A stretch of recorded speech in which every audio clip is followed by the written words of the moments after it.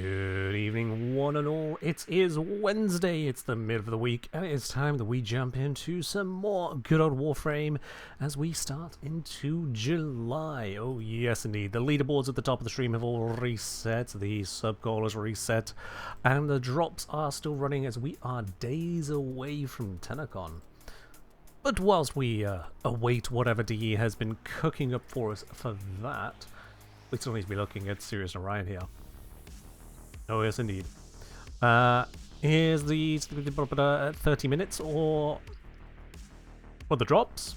It's like the bot says, watch up to 3 hours directory wide, full information there. There's 3 drops in total. Over the course of 3 hours, 1 hour per drop.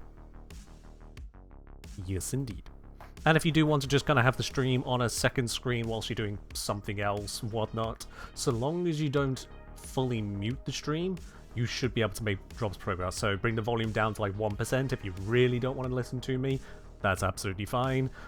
Some people report that muting the tab rather than muting the stream works. But if you mute the actual stream and or minimize the window it's in, usually that breaks drops. So just be aware of that. But for those of you who are looking to stick around and actually enjoy the stream, we've got to have some more looking here at Sirius and Orion. I had previously pretty much settled on this as a generic go-to approach to them, utilizing the same setting on both of them. I made one change off stream, which was to sub in a flow for that extra energy capacity, and to give it Arcane Energized as its energy income instead. Both of them otherwise using the same setup as each other because, well, honestly, they both kind of need the same things. You can't ask for Urple. It's not because Twitch hates you, Petra, it's because Orange was redeemed moments ago, and so it's on cooldown. Twitch doesn't hate you, other people are simply faster than you. Now with this, we have got enough strength that, honestly, there's no real breakpoints over here if I recall. No. Oh wait, sorry, yeah, there is the strength breakpoint on Gravitic Slash, whereupon Corrosive Projection plus this is total defense reduction, at least with regards to armor. And then on Sirius, we've got the same stats. Strength barely matters to Coronal Ejection. Like, it matters, but not in a way that we're going to care. Strength barely matters to Jade Stars. Strength does matter to Light Sanctuary in terms of hitting the breakpoint of full defense reduction. So that is at, let's just run the numbers on that, shall we, real quickly here. 75 divided by 45, 167% strength. We're at 169, so basically, breakpoint. Perfect. And then again, strength only kind of matters to Celestial Clash. When I say kind of matters, I'm not talking about, oh, you might as well dump strength down to 10%. I'm talking about, does it fundamentally change the amount of modding you need to go to? Because the difference between 160 strength or 170 strength or 200 strength isn't really all that much until and unless breakpoints are involved. Breakpoints are the difference between this did a full thing and this didn't do a full thing. Well, likewise, beyond this point, there is nothing more to achieve. So in the case of Gravitic Slash here, there's 2 breakpoints, one at 200%, which is, that's it, you're at total defense reduction, there's nothing left to remove. And the other one is where we're at here, which is, okay, you'll remove all the armor with a single Corrosive Projection. So you cannot remove more armor this way. And indeed, if you had more people in squad, more Corrosive Projections, that breakpoint comes further and further down to the point that you don't even need to use the ability anymore, because let's face it, when the enemies have less than half their armor, you probably don't even need to worry anymore. But yes. Twitch 8, welcome on in. What command do you use to see what you've tested for this update? Honestly, the command is out of date, so I would stick with, hey, Kentnu, have you made a video on this thing? And you can just check the YouTube channel on that. If so, there you go. That is what's been tested, found to be worth talking about, and talked about. So far, that is Pride, Wrath, and Vectis Incarnate. Which I know is not exactly a lot, but that's what we get when TE are continuing to develop the frame after they release it. But it seems like we are in the right place now. It seems like we are in the right place, at least where they intend to put this frame. Now, Railjack Hunter 2. Did I do a video on Railjack since the update? that I forgot that I made? Or are you just referencing that I did railjack on stream? Which is very different to what I was saying. Yep, nope, no railjack video that I put out. Cool. You meant testing. Yeah. So the thing is, Ellie, I haven't finished testing railjack. So putting it on stream and having a finished video guide are two very different things. Yeah. Okay. In terms of these then, is there any other interaction or bits and pieces I've not thought of so far? People mentioning hot shots, that's, yeah, weapon crits, ongoing heat status. Doesn't matter what our stats are, hot shot either works or doesn't work, that's just how it is. So it's almost irrelevant. You thought I was making a video on deadly sins? No. Far worse than a deadly sin. Gaming. Oh yes. Okay, now, an interesting thing I found in testing, aside from bugs, oh boy have I found some bugs, including at one point I had 100% ability efficiency on both Sirius and Orion. I've not been able to recreate this so far. I don't know how that happened, and unfortunately the recording didn't work because, well, I didn't start the recording when I thought I did. My bad. But yeah, I managed to have it where neither of them had to spend any energy on any ability, and I don't know how that occurred. Do you need reactors for them? Please expand on them. If you're meaning for Warframes, yes. Warframes take Orion reactors, and I believe it is individual, just like Former is individual, and other upgrades are individual. They are two individuals. Yeah, do you need 2 reactors? And 2 says a Former? Yes. Yes, indeed. Yeah, if I just pop down here real quickly, let me see if I can recreate some of the ability efficiency snafu stuff.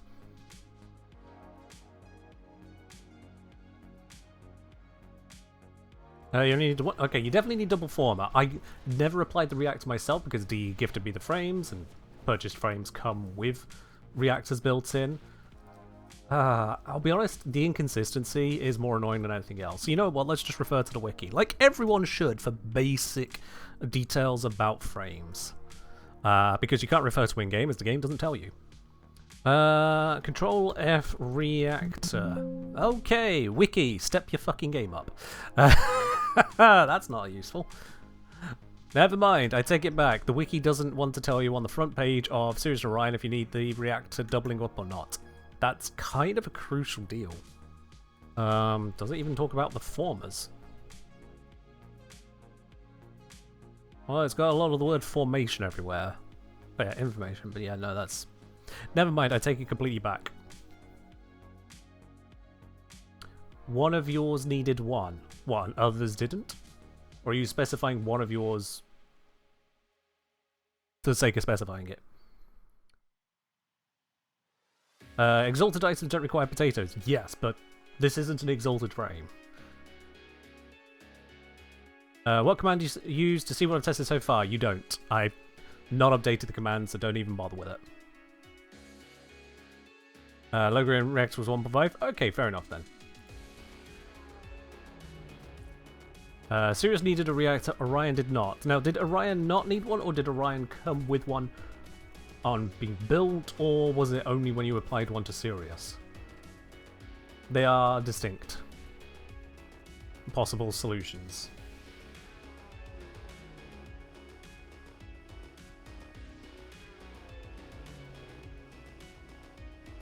You say a single copy of Exalted across account applies as well. Okay, I'm reading between the lines there. So what you're trying to say is the same modding you have on a secondary sun will apply no matter what, even if you have multiple copies of the primary sun. Is that what you're trying to say, Elio? Because again, it's not an exalted frame, so referring to it as like an exalted frame doesn't help for all the times it's not like an exalted. Primary and secondary is fixed in this context.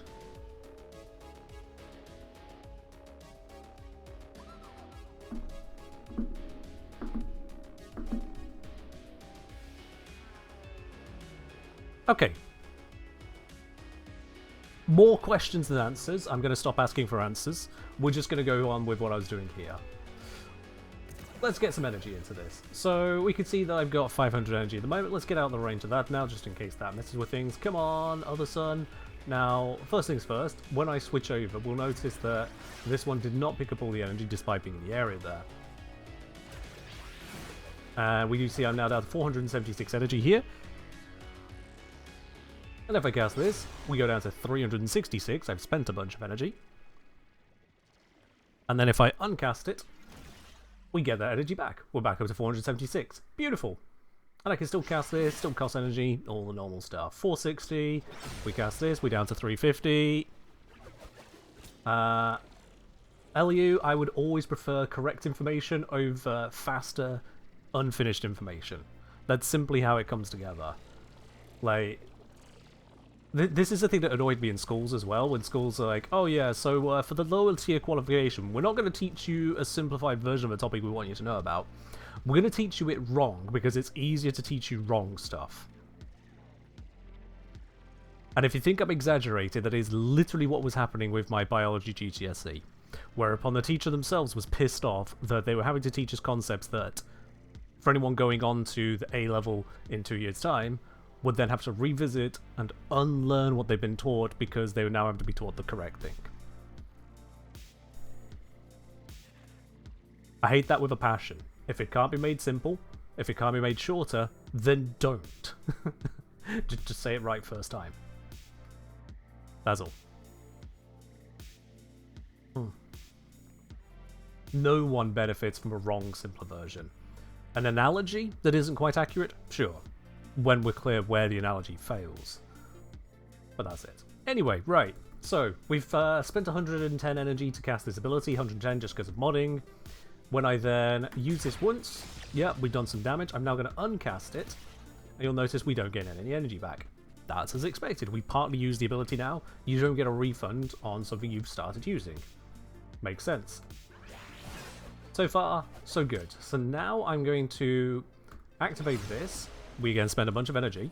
I'm going to part use it to switch to the other sun, and then uncast it. And then this is where something weird happened. I'm going to see if it recreates here. I can cast this for 0 energy. I cast it for 0. Didn't use any energy at all there. I was at 113, I'm still at 113, and when I uncast it, I now go up in energy. I've now gained a whole bunch of energy, and in fact I've gained more energy than it would have cost to have cast the ability.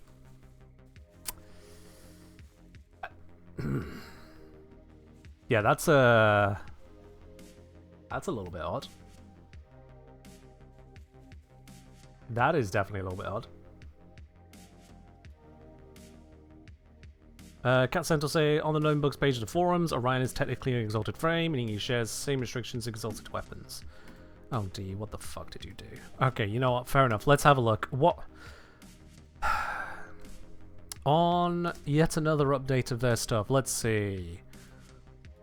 Link through to known bugs. Where is known bugs link, please?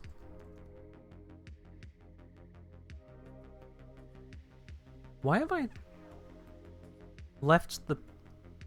What? I hit Control F, I searched for something and it left the page. That was weird. I've been having some weird stuff on my keyboard today, where I'll start typing things and then it's just like I'm not typing in the box, and it starts hotkeying everything I'm pressing on my keyboard. I don't understand that.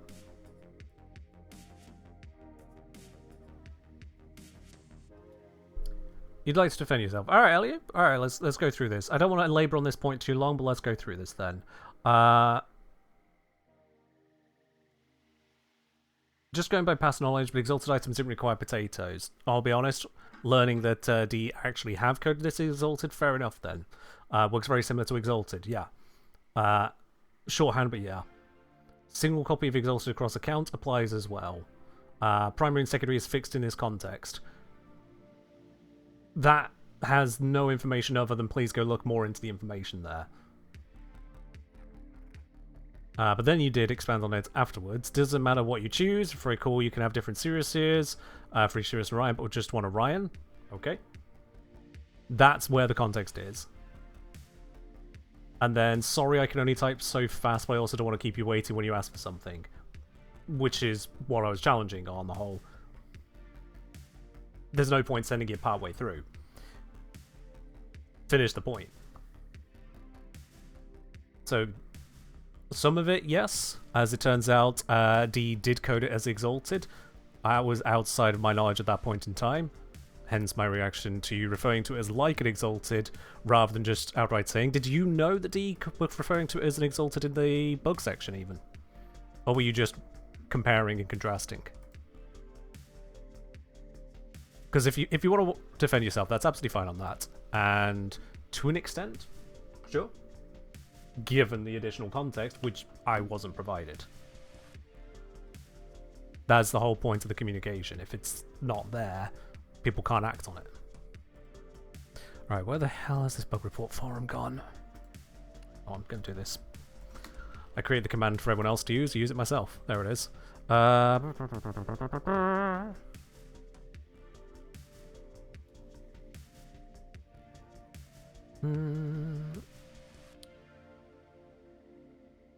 Where do they have their known bugs thing now?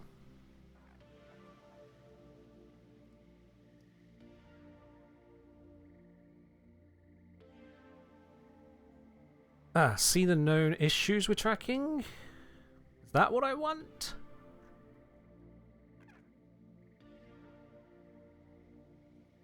Okay, here we are, yeah. When reporting bugs about the newest frame, blah blah blah, point, Orion is technically an exalted Warframe, meaning he shares the same restrictions as the exalted weapons. Only one on copy can be owned, can't have a focus lens installed, configs carry across all copies. This is by design and not a bug. There we go. Okay. Woo! Yeah, I knew which page you're on about, Cat Centaur. It's just I had to get to that page. And it's a new page for each update they put out, so it's not something one could just perma bookmark. But it's fine, we got there. Most important thing is, wow, they actually did just straight up code it as an exalted Warframe. Fair enough then. Christ.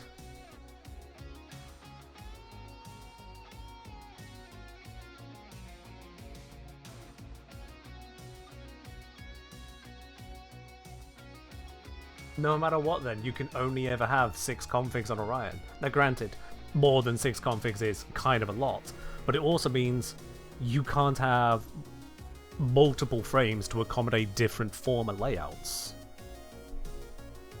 Is that bad? Yeah. You are limited on the number of subsumes you can put onto Sirius and Orion that way. You are...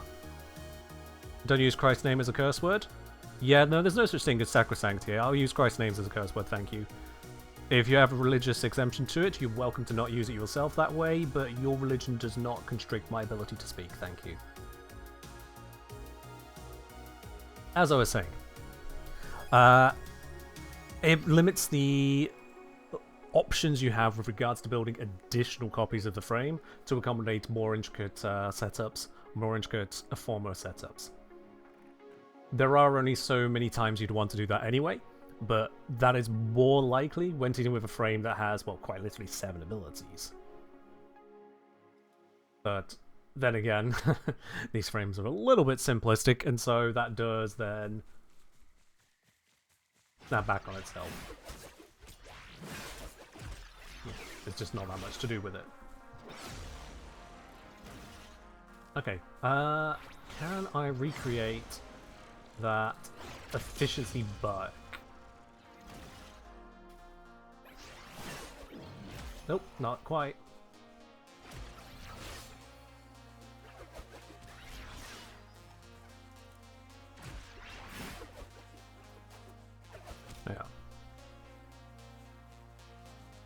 Yeah. He's saying this is the opposite. Spaghetti used existing infrastructure. In a way to do something brand new, which then leads to more confusion. Yeah. Hey, the definition of spaghetti is itself an undefined spaghetti mess, so we'll also not label that point. Okay, I think they have run out of energy now. I'm not creating any kind of infinite energy loop, so... Oh. Okay, something happened there.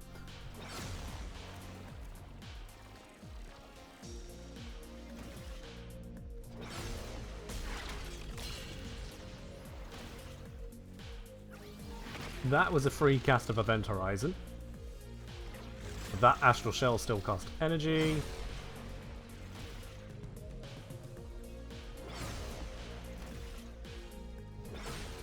Somewhere in here there is that infinite energy combo. That's free, that wasn't free. Okay, I'm not recreating it. Yeah, I have no idea how I got that to happen even on one Warframe, let alone the both of them earlier, but it definitely happened. I wish to you all the best on figuring out that one.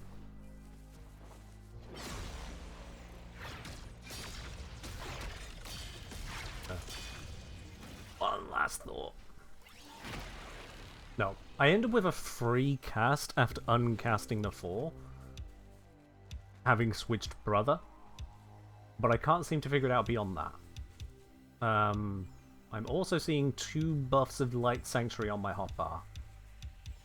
Oh, my buff bar. There's only 1 there, but then there's 2 there. Oh, no, it's gone. Okay, no idea. This frame is full of difficulty. Okay.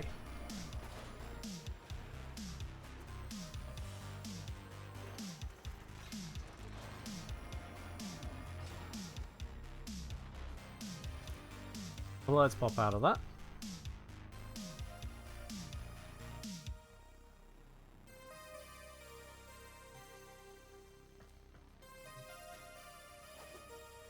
So, with the current setup, as I say, I've gone for that really high range focus here, and something I did find with Light Sanctuary, which is very interesting, possibly a bug, and if it is a bug and gets removed, then wow. But that is, Light Sanctuary will protect mirror defense objectives, including protecting them from eroding senses. Eroding senses being that modifier that gives you minus 100 health per second on the objective. We'll just load into here to remind you all of that.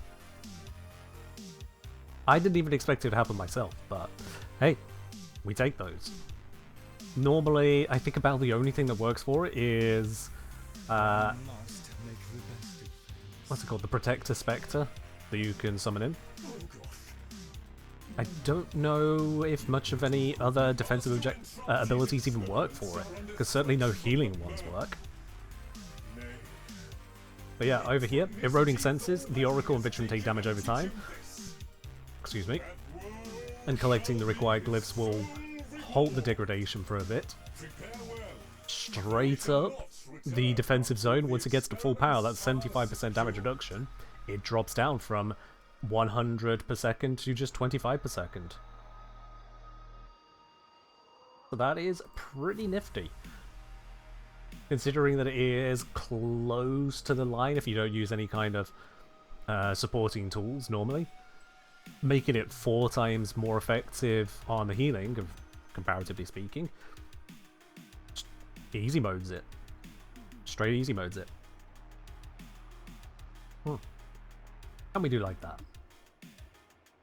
Alrighty. What else did we get across? Yeah, that was all the stuff we covered last time. That was last time.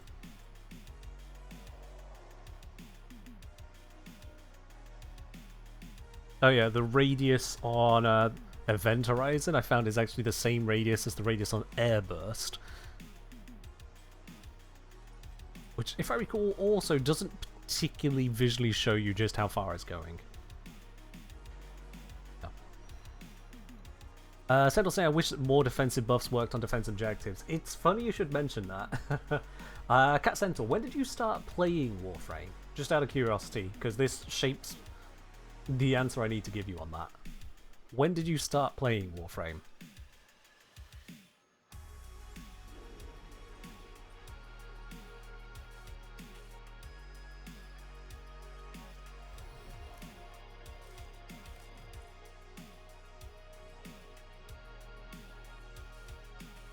Pamputi, did you genuinely just refer to someone in chat as Kitten?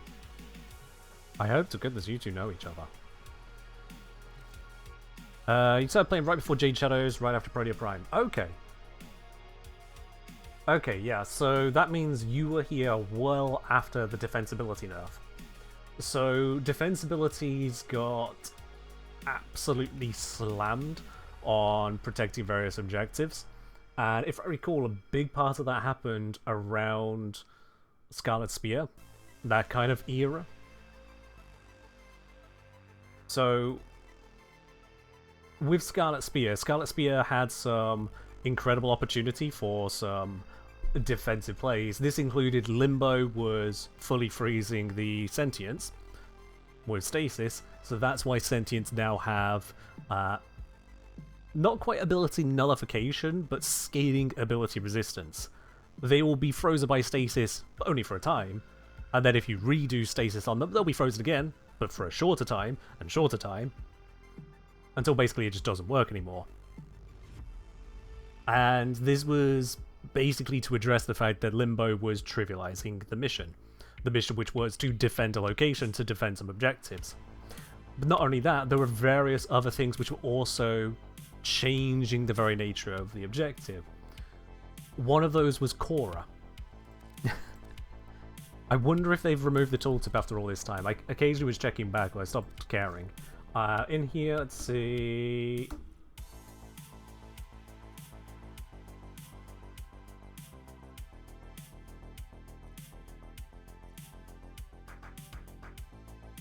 Yeah, so it's a bit in. Let me move my camera out of the way for this.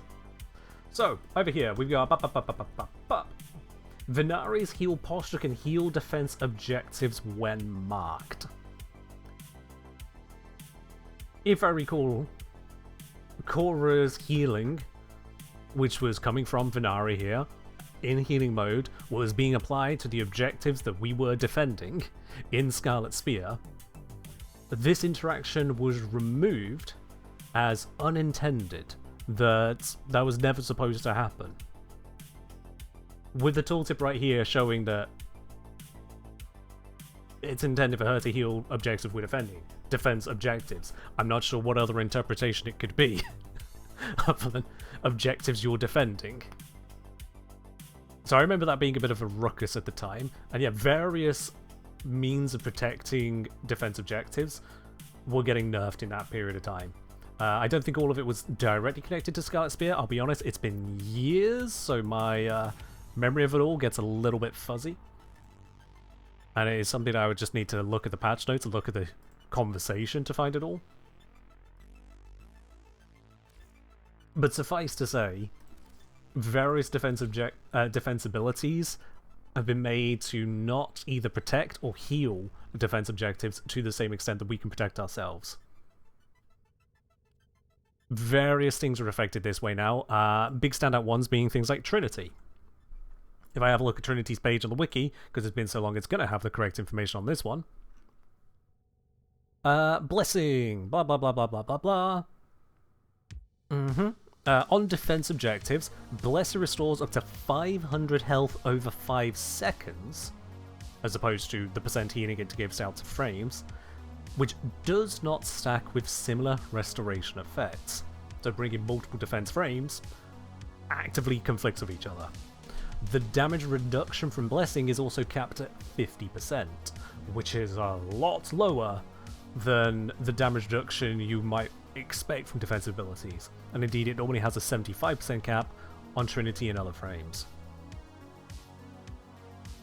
So you don't get the same healing, not even close to the same healing, and you don't get the same damage reduction on Blessing. What about Well of Life? Okay, I'll read you the wiki page on that one. 1 second. Anything about defense objectives?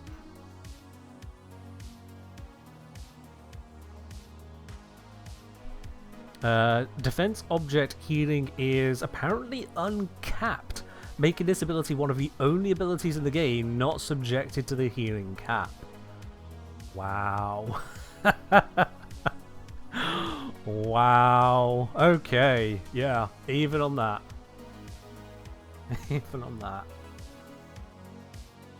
Okay. What's my opinion on the general strength of Sirius and Orion? Asked Jacoa. Not great, to be quite honest with you. Not great. But there are ways and means to make use of them.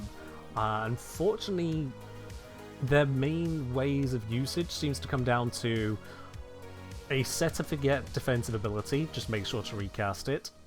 A set and forget crowd control ability, just make sure to not lose track of where it is. A set and forget damage ability, which is honestly pretty pants. And a set and forget healing aura, which also takes 10 seconds to actually come online properly. I will still find myself wondering why the hell they made that design decision. That's 4 sets of set and forget? What even happened to the words there? That's 4 sets of set and forget. And then we also have a swing and a miss with coronal ejection, because it'll apply heat to a level that doesn't matter beyond star chart. And scoops up pickups. We have a swing for a Tharos strike, which trades out the healing to self for instead applying slash procs to enemies, because we all needed that. Also, it's a slightly smaller range, but only slightly. It doesn't really matter that much.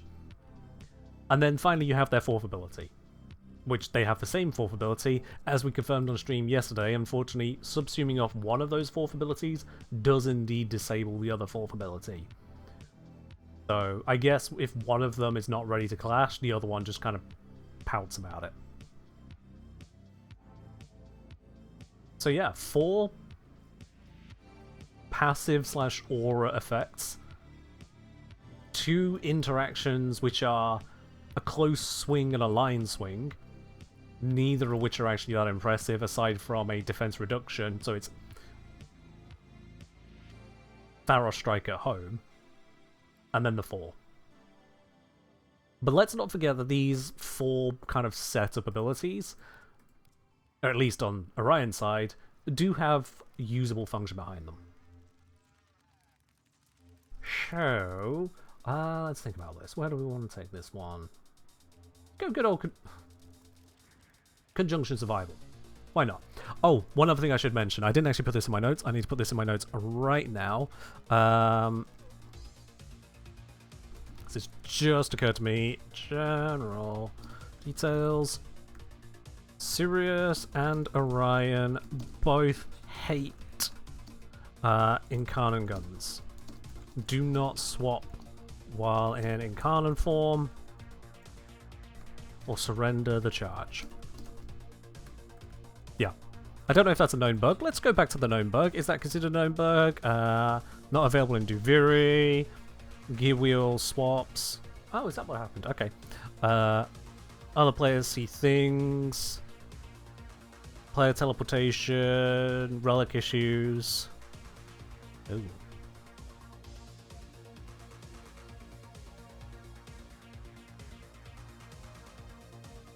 No, no mention of that then. Okay, cool. Incarnate's really fucky with them. Honestly, it's not even fucky, I'll be honest, because fucky would indicate there's a kind of inconsistency. It's very consistent.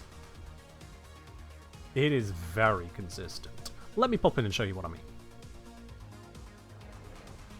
Let me pop into this mission and show you what I mean. I'll just demonstrate at the starting spot. So we have these guys here. Let me just, yep, get some nice lovely Incarnate charge. There we go. Okay, I'm going to activate this Incarnate mode. Wonderful. Right then, now, there's nothing to shoot at. No reason to be a muppet about this. So let's swap over to Orion. Wonderful. Okay. You're holding on to a different weapon, not the Burston, and I have a Burston here. But this Burston has now no Incarnate charge. Okay. So now let's swap back. Alright, you've got an Incarnate charge. Excellent, it's there now. Wonderful. So you see at the moment, the Incarnate charge is per frame. So we should expect then that I should be able to swap and swap back, and I will come back to this 210, maybe a bit less if he's fired some shots. Let's try that. We do a swap back. So far so good. Okay, now let's wait for my invis to run out. Alright, now they should start doing things. Okay, he's deciding not to attack. Come on.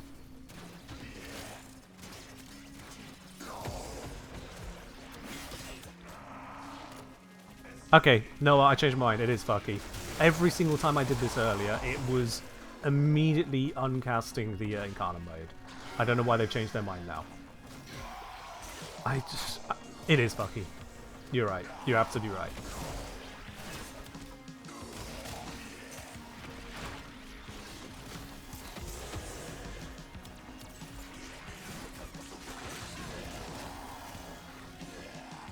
That... I have video evidence of that not happening. What the hell? Oh, it was so consistent. And the moment I say on a live stream it's consistent because I got the same result every time, it then changes. Maybe it's stealth fix? There was no hot fix today. I was testing this off stream today. I have the entire EDA recording of me running into that issue multiple times over, and now it's just not even here.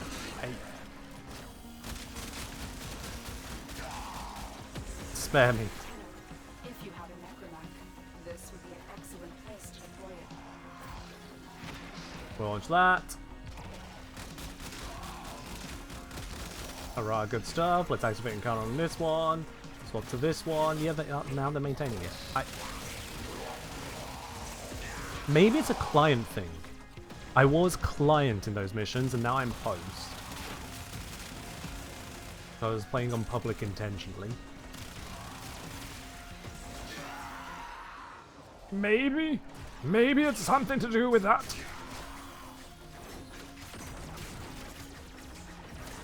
Now, because you can't uncast Melee Incarnate, that did maintain. Yeah. You hate Umbra for a similar reason? Oh yeah. Umbra will always put away his signature blade. Yeah.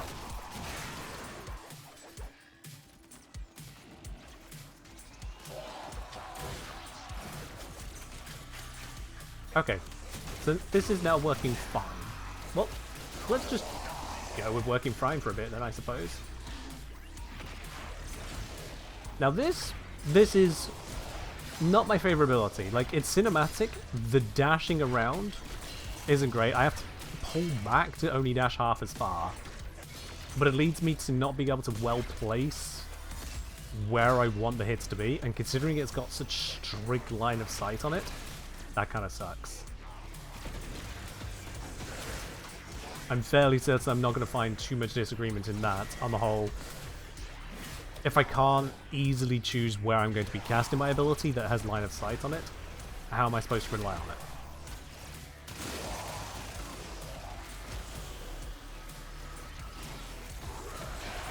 It's tough.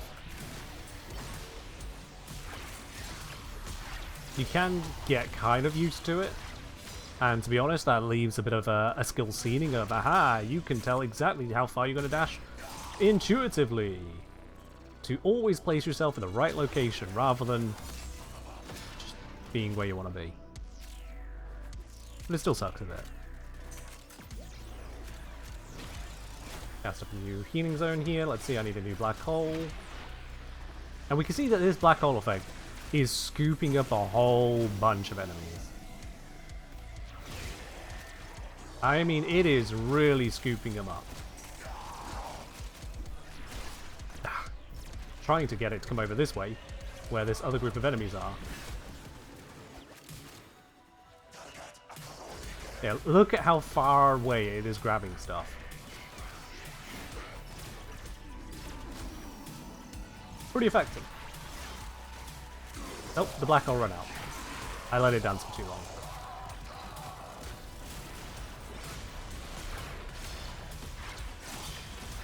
It would be nice if I could see the visual range of that pickup, though. Said the Melee Arcane video didn't trigger some level of change. I mean, I'm not sure when you watched it, but like, DE haven't had a lot of time to implement any of the changes I suggested yet. That's a very recent video. Was it like... oh, bollocks. Was it like only 3 videos ago? No, maybe 5. Not that long, all told. Life support is at risk. Destroy them. Like, I do want to see changes, that's why I made the video. But yeah, I'm not surprised those changes haven't happened yet. In fact, I'd be very surprised if changes had happened so quickly. It's a little bit more than just, hey D, this drop table kind of sucks.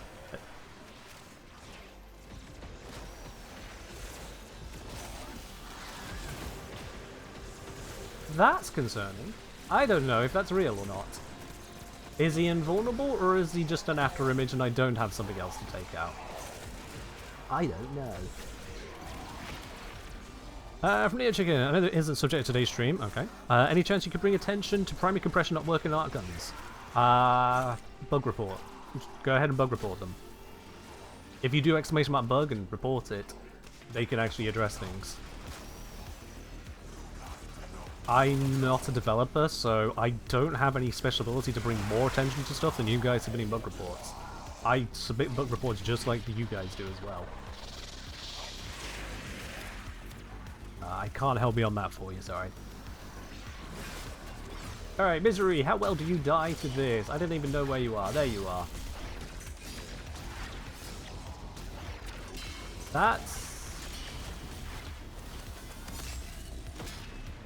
Well, that was miserable. Granted, I didn't armor strip them first, but like, that was miserable. We can all agree with that, right?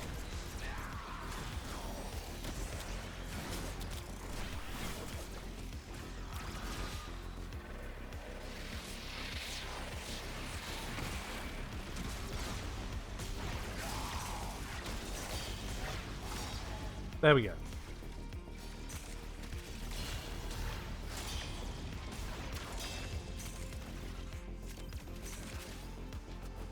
I need to put some casting speed onto this. That was something I hadn't noted down. I need to do. This frame definitely needs some casting speed on it. We've got enough to get out of here. I've seen that it stayed pretty much alive, so that's good. Survivability does not seem to be an issue with the multiple forms of crowd control. I went down once, but I was digging around. They fought well. Good dance all. Is the story ending soon? Which story?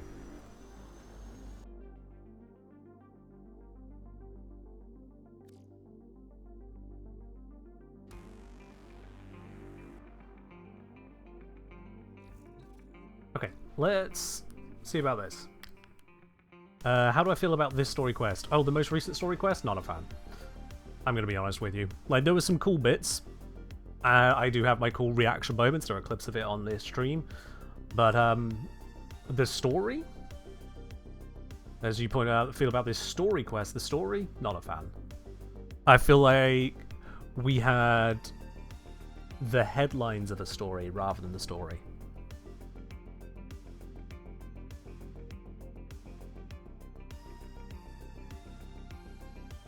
I don't really see how they travel back in time.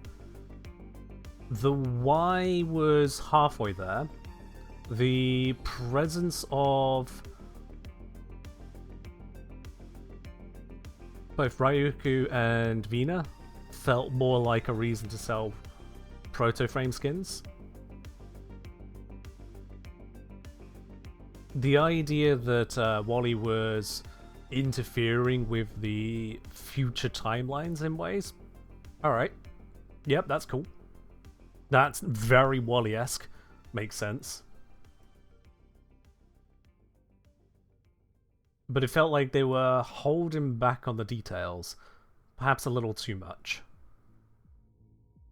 So there's a lot of cool factor to what is potentially there.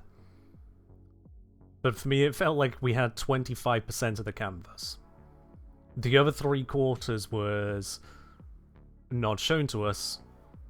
I'd like to think they are, to extend the metaphor, well painted, just not ready for us to look at, but... What purpose did Ryuko and Venus actually serve in the story?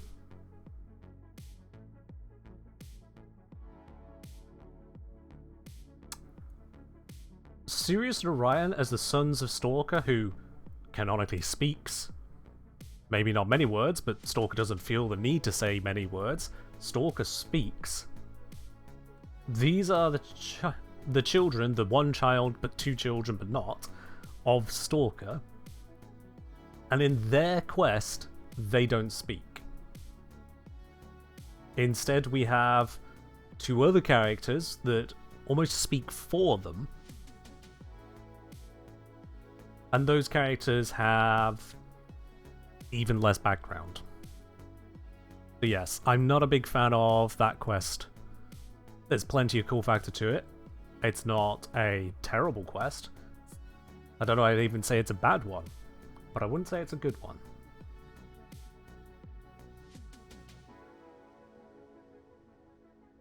The cooking minigame was random. That's typical DE level weirdness. Yeah. That's typical DE level weirdness.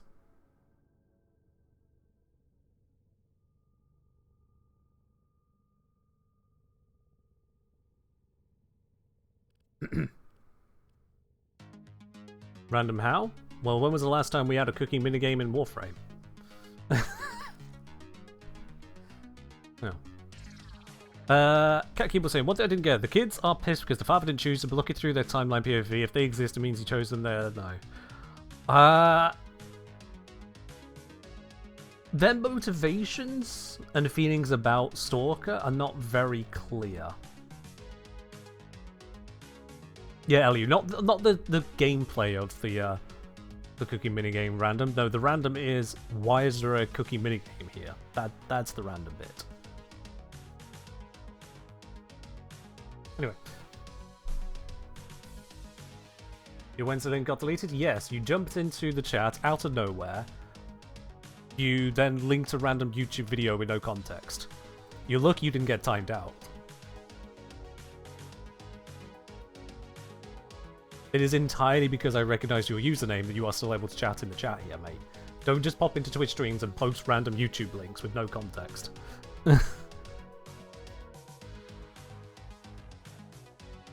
Crikey. Come on.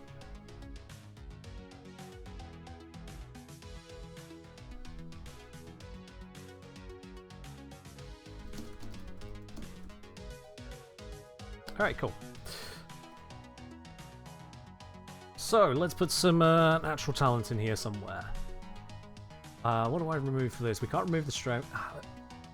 We can sacrifice a teeny tiny bit of the range. I can't take off Augury right now. I'll take off the stretch. We can lose a bit of range and this can work. It's going to make it faster. Don't know if it's as fast as I want it to be, but it'll be faster.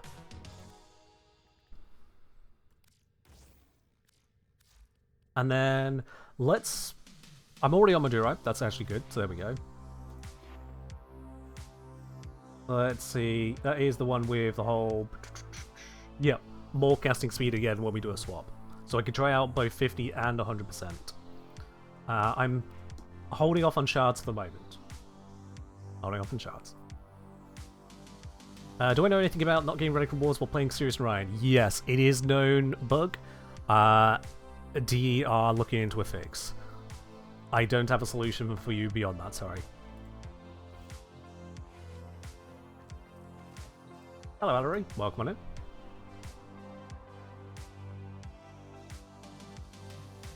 So, with that in mind, we've got that extra casting speed now. Let's pop back down to this. See if that is a little more fluid or not. I mean, it's going to be more fluid, but is it good fluid?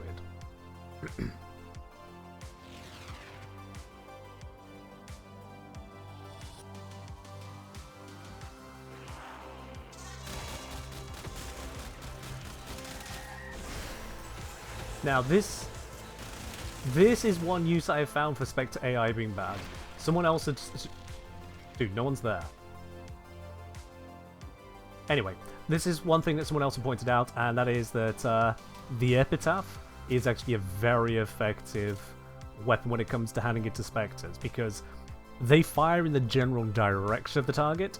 They don't need to worry about reloading, because it doesn't reload, so they just shoot.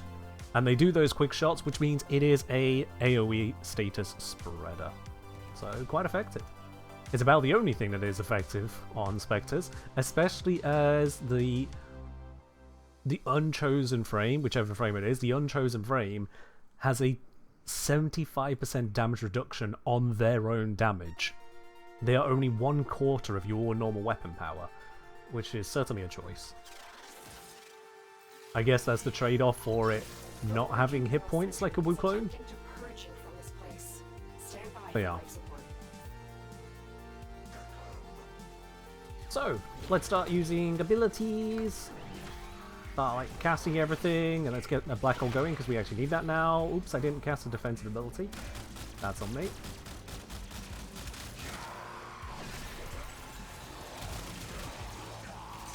Energy plus? Nope. Aha! Energy. There we go. Now we can cast this.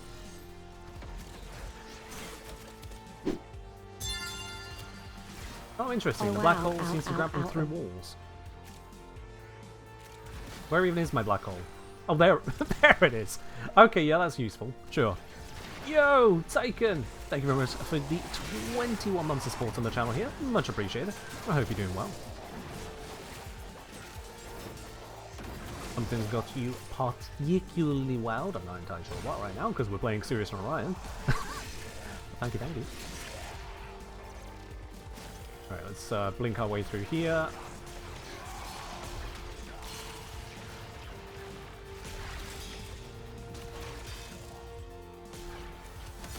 Big clash! Wah! Okay, dealt some damage. Back to shooting. Oops, wrong gun.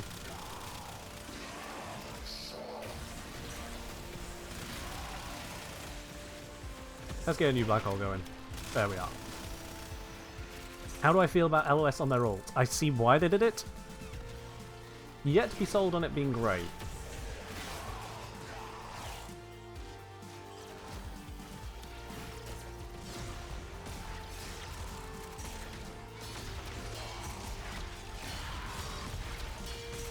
I can spam out the uses of the ult there, so that's cool.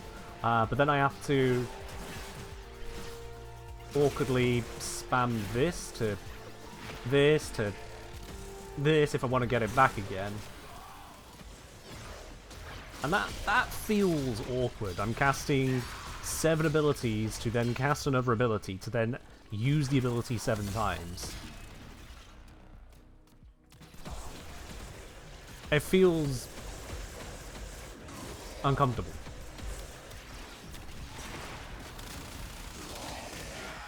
Oh, sorry, I got that self knockdown there. You know the little details in Pontus Tower? They have certainly grabbed the little details in places, yes. What on earth is going on with that? Okay. Critical orbit achieved.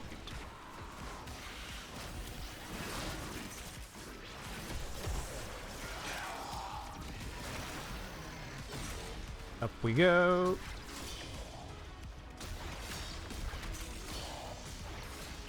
There, you really have to find the good sightlines for this to be good.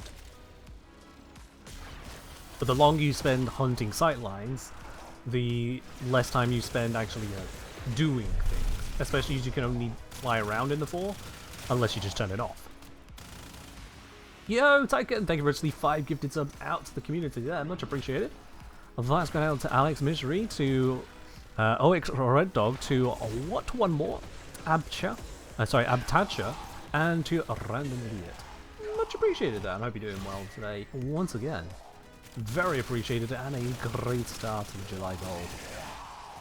I'm going to be completely transparent. I have set the July goal substantially higher than I usually set sub goals. That's because we got TennoCon coming up. I expect we're going to be a little bit busier with TennoCon. And as a result, I'm going to be streaming more because, well, TennoCon happens on a Saturday. So, to accommodate a lot more streaming and a lot busier times is a lot higher goal. I believe in you all. Alright, let me just finish spamming abilities to spam an ability. Mania is here. You know what, I'm going to drop out of this ability. Armor Strip Mania, and then drop back into the ability. I sacrificed a bunch of damage. Was it worth it? Nope, it's not lethal. So I would have needed to have restacked the ability to kill them in one cast of it. Now I am stun locked. Ooh, I just about got out of that there.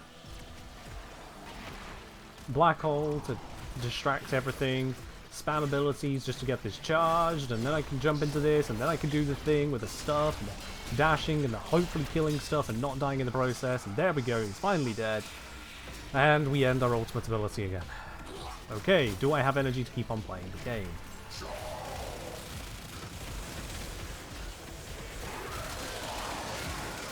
Or I could just shoot things. Yeah, that also works. The longer you hold out, the deeper I can Hi there, let me just pop a shot into you. Extraction is ready. That one's wiped out. Void manifestations drawn to this cursed place of stolen lives. They will That one's change wiped your out. life Wonderful. support Right then, unless they back to restore. spamming abilities. Why would the Acolytes dare to attack Jade, Sirius, and Orion? Why the Acolytes... What is the Acolyte lore in the first place? You're asking for Acolyte lore, there isn't any. Not as the way they act on Steel Path. No. The Acolytes are a shoehorned idea for Steel Path, and I'm not going to act otherwise. Do you have had time to give them actual voice lines? They haven't, so... Nope.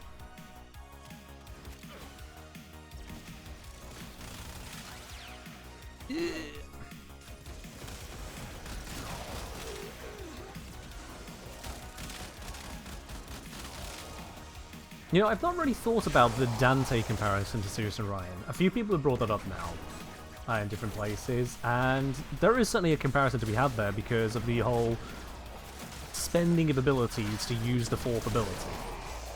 Yeah. So, let's have a think about that whilst I try and stay alive here, just mulling. I'm not going to focus on the fourth for a bit now.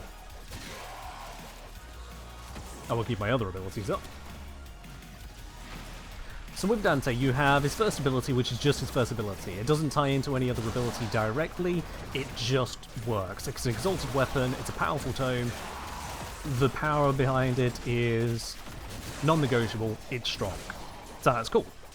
Exalted weapon, go bird, unique weapon, unique features, including unique feature of being able to equip multiple of the different tome mods rather than just one of each category.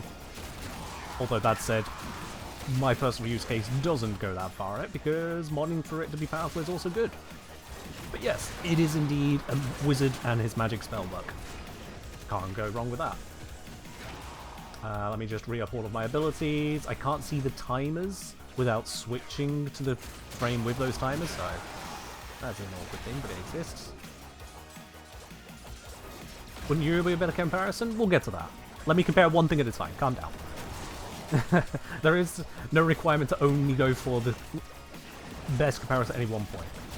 So, further with Dante then, you have his second and third ability, which ties into his fourth ability and the ability to use that fourth ability in different ways.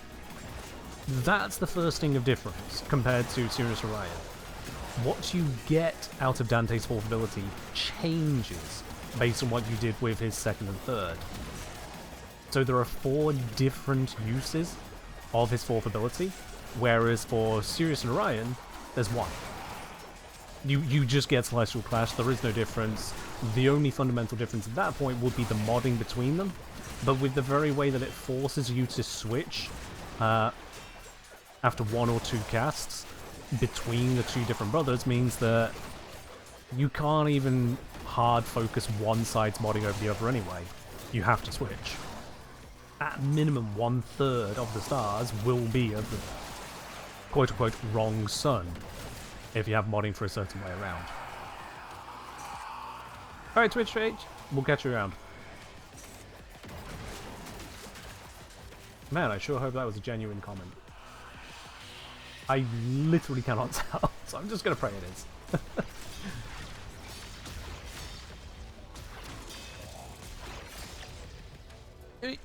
Down, please.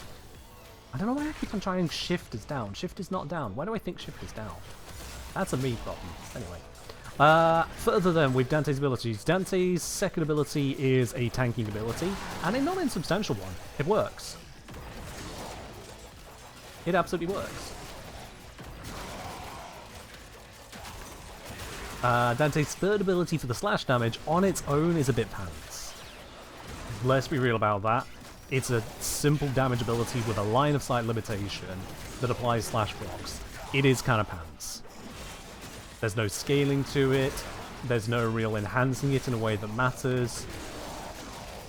It gets some damage done, but it's not a game winner. And that happens. But then we get the fourth ability involved. We have either Ultra Mega Tank mode, which is honestly one of the best tanking options for the team in total. Trinity over here crying in a corner because of that. Long ago, one of your kind put an end to the final Oh, well, destiny. let's, wrong ability. I need this one here as a safety in case I get blapped. These manifestations must not be I'll be back to thinking in a moment. Life support is at No risk. PSF, why? Destroy them. There we go. Alright. Then you have Page Flight and Word Warden. Page Flight doing a whole...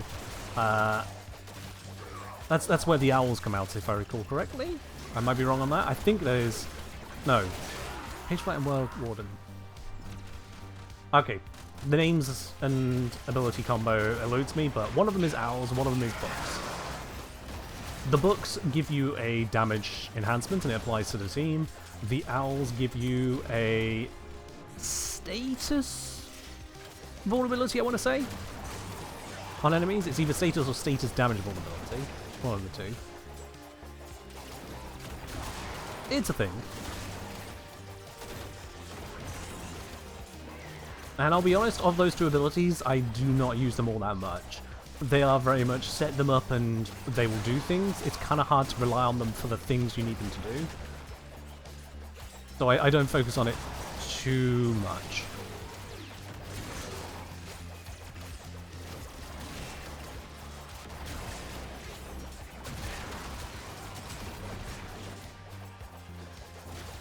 And then finally you've got Dark and Dark, which is Tragedy.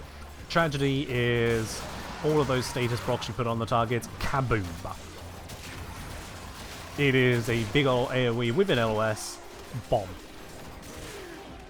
Now, big part of those abilities is that you cast two abilities, and that enables your fourth at full power for whichever you're trying to get the fourth to do. God damn, my life support sucks right now. What's my kill rate? It's not that bad. Okay, well, fair enough. Just go find some life support and feel bad about it. All manner of Orion technology may work here due to the Circulus's proximity. If you have a necromech, you may use it. Grab you as well.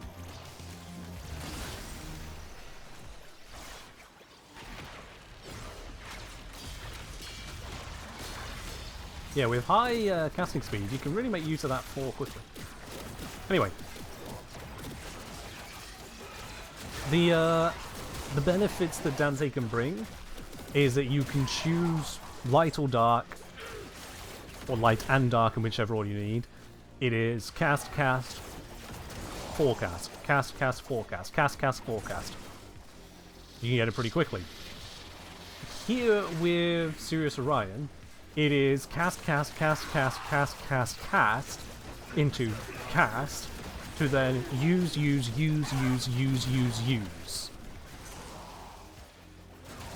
That's a bit of a long circuit.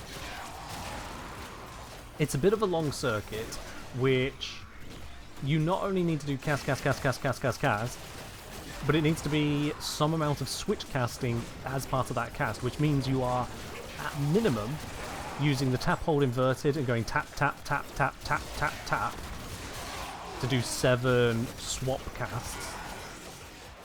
Or if you don't do something like that, then you're looking at tap, hold, tap, hold, tap, or something like that. Kill the Acolyte faster melee than it did with ult? Oh yeah, absolutely. But that's a matter of balancing, we'll get to that in a sec.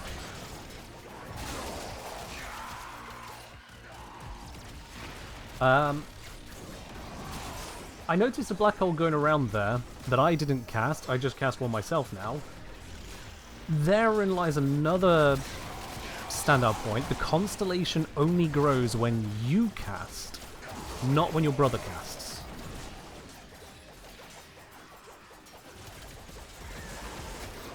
And I have to wonder about that design choice.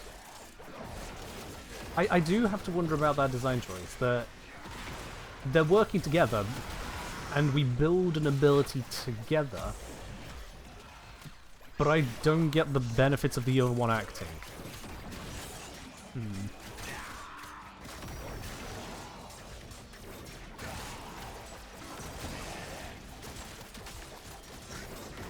Cat Center saying, Dante mistakes are less problematic because 3 casts will fix it.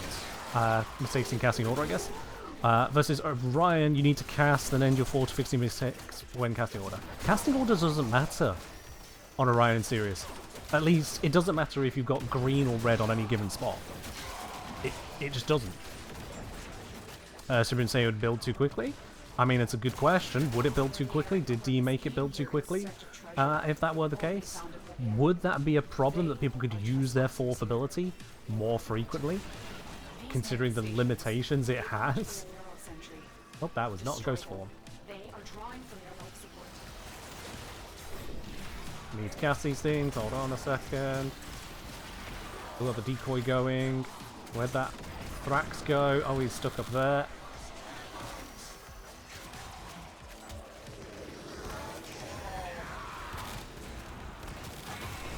That worked.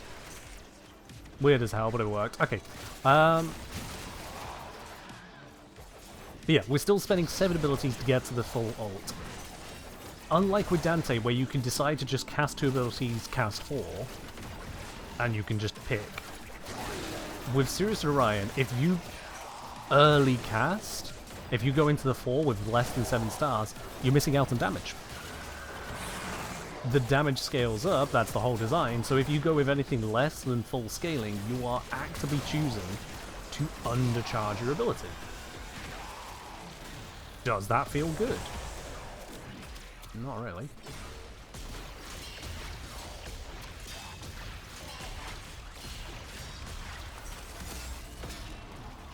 Wow, I think like 2 enemies are in range there. With the dashing around, it's hard to actually see what we're hitting, so we don't really get the classic Warframe feedback of lol big numbers in front of my face. I did good. So we have difficulty with the charging, difficulty with the utilization, because again, if you uncast it partway through, or didn't fully charge it, anything like that. Oh, alright. We're in the rain area, yep. You're missing out on power. Hold on. Right, are you finished hiding in your rain? Good. Get slashed.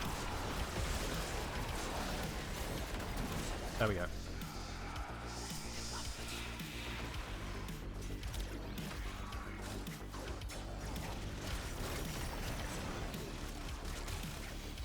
Get out of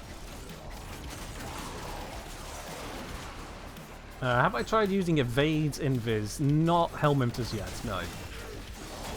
I like to really get a good feel for a frame before I start throwing Smile bits like that. 16,801 smile. Oh my word. Mirror Lake. Oh my word! Sorry, hold up.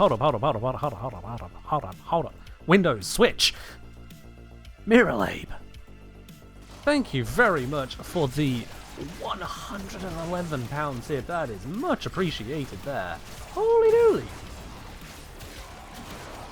Thank you very, very much for that.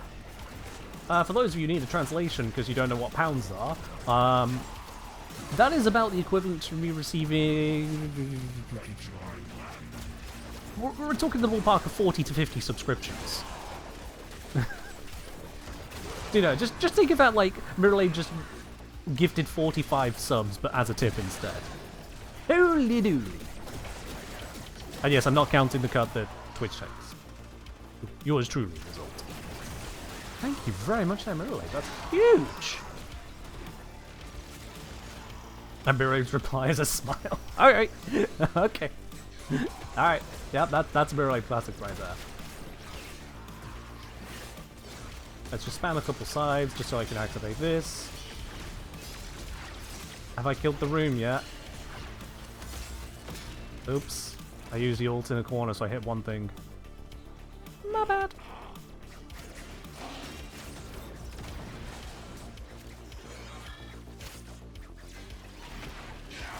Can you pay in DOMs instead of subs? I don't know how to reply to that. I'm going to leave you with that joke. I'm going to leave you with that. You can think about what you said there.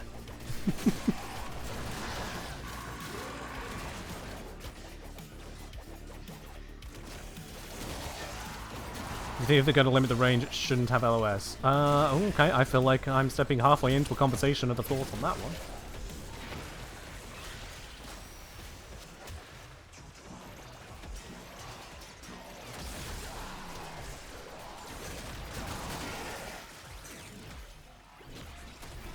No, I want it over here.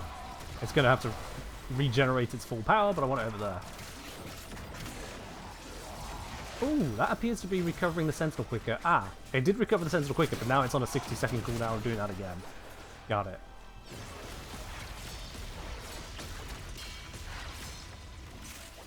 Have I seen Cookie's video on? No.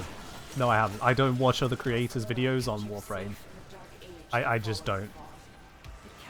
I'm not really interested in what other creators are doing, and I don't want to either unintentionally or otherwise copy other creators.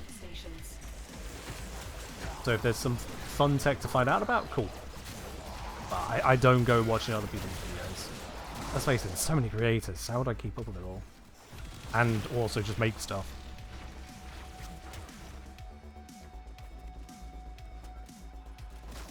Alright, 20 minutes, let's pop.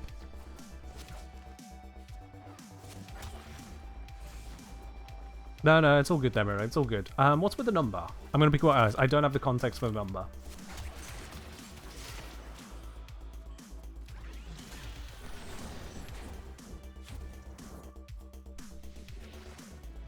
Oh, let's fly out of here. Oop, stuck on the doorway. There we go.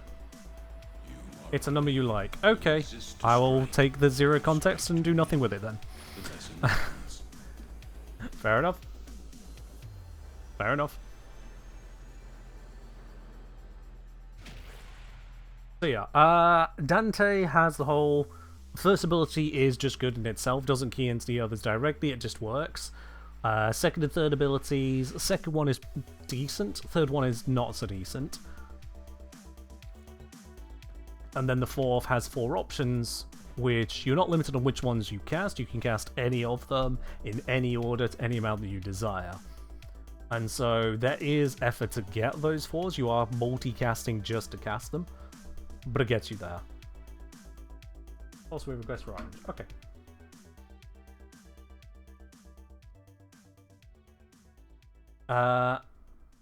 You feel a bit older today. Okay.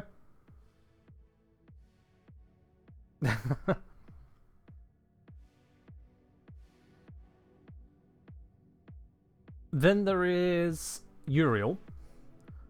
Uriel's an interesting one as a comparison point. Uriel is an interesting one. Infernalis is... I mean, you can fly around with it. It does create a bit of a flaming aura around you. It's not amazing, I'll be quite honest with you. It's not amazing. Oh, is it your birthday today? Happy birthday then, Mirai. Thank you very much for deciding to share some of your birthday money with yours truly then. Now we have the context. Much appreciated. And like I say, definitely happy birthday to you.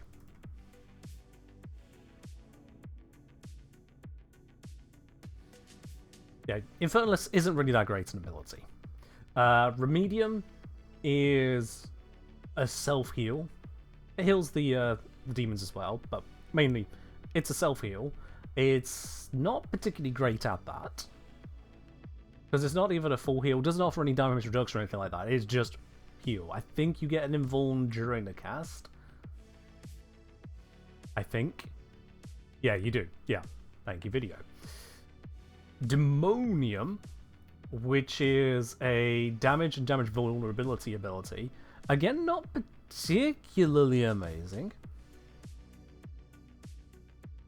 Not particularly amazing as an ability.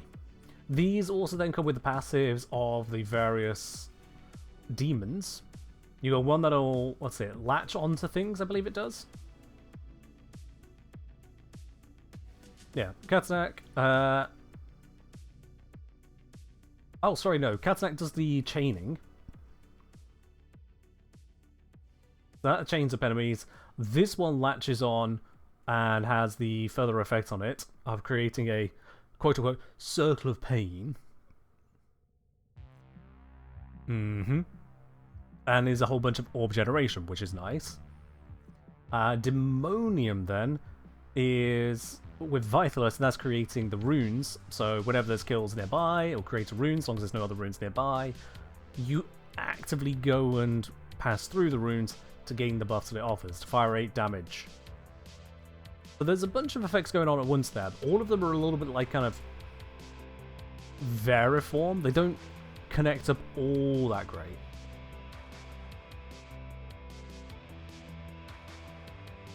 So, yeah, there's nearby heat procs and flight. Nifty. With a little bit of chaining going on. I'll be honest, I've never made good use of the chaining. It kind of exists. So, overall, that is a nifty one. With Remedium, you've got... And I know you can't see the stats behind the webcam, it's just how it is. Right now, I'm not going to move it. With Remedium, you've got a self-heal and orb generation. Not terrible, not great. But certainly not terrible. You got then weakening enemies in a weird line, and also give yourself fire rate and damage bonuses. So this is basically your general damage amplification ability, which is cool. And then finally, once you got it all charged up, you can go Brimstone, and that's when you just nuke the room. This is why you build really high range, this is why you build enough strength to make it worthwhile, and you just nuke the goddamn room. With really high range, good enough duration for it to keep hitting, and good enough strength for it to keep hitting in a way that matters, everything burns. Everything burns. But it does mean that outside of Brimstone, the others are just kind of smaller effects along the way. It is kind of small effects along the way to lead you towards Brimstone.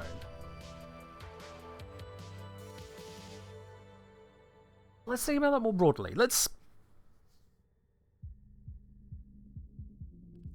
I can't sort these by release date here, so that's just kind of what it is.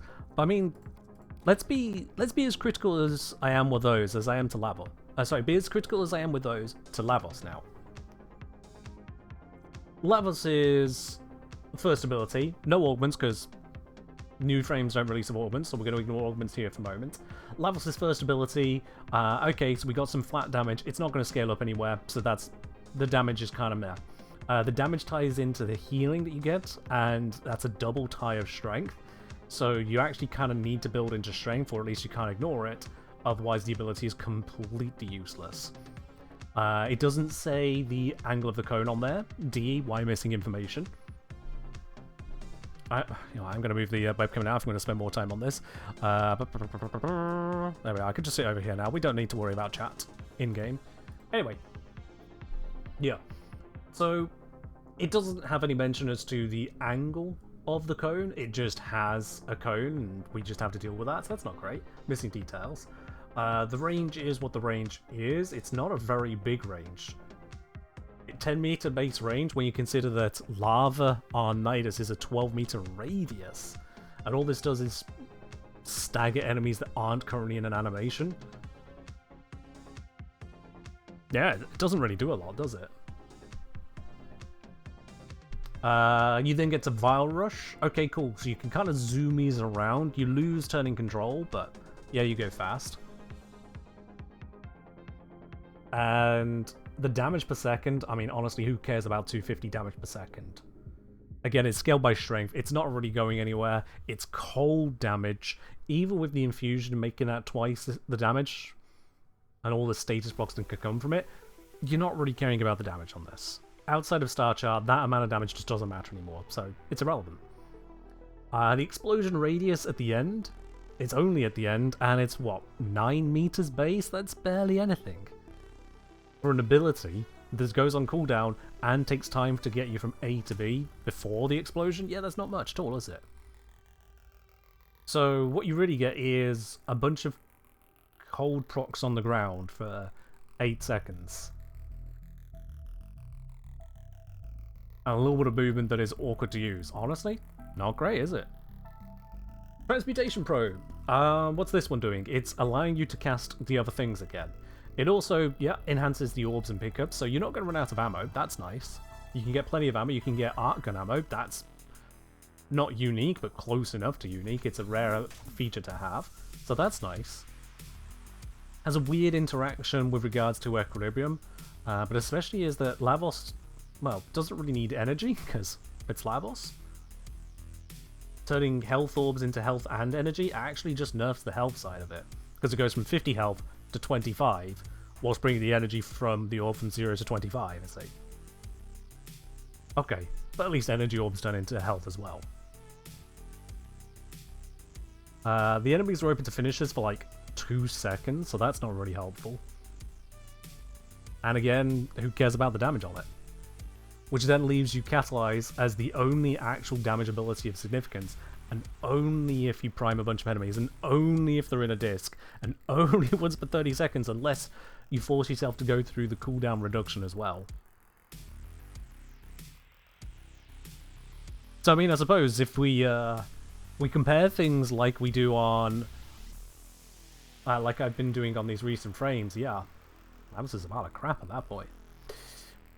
But Lavos does have the saving grace of not having to spend energy on things, so you don't have to worry about energy economy at all. The saving grace of coming with a whole bunch of innate health and armor, so you can go for a health tank on him. And the healing isn't exactly inaccessible, so you can maintain that. Cool. The speed that this pushes you around is actually pretty decent. And once you get the hang of it, the control is pretty decent as well. The finisher effects on these two is kind of...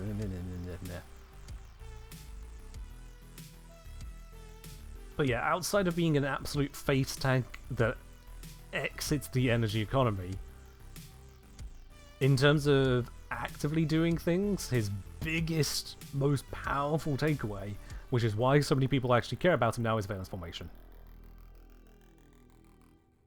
Which, that then falls under the argument of, oh great, mandatory augments.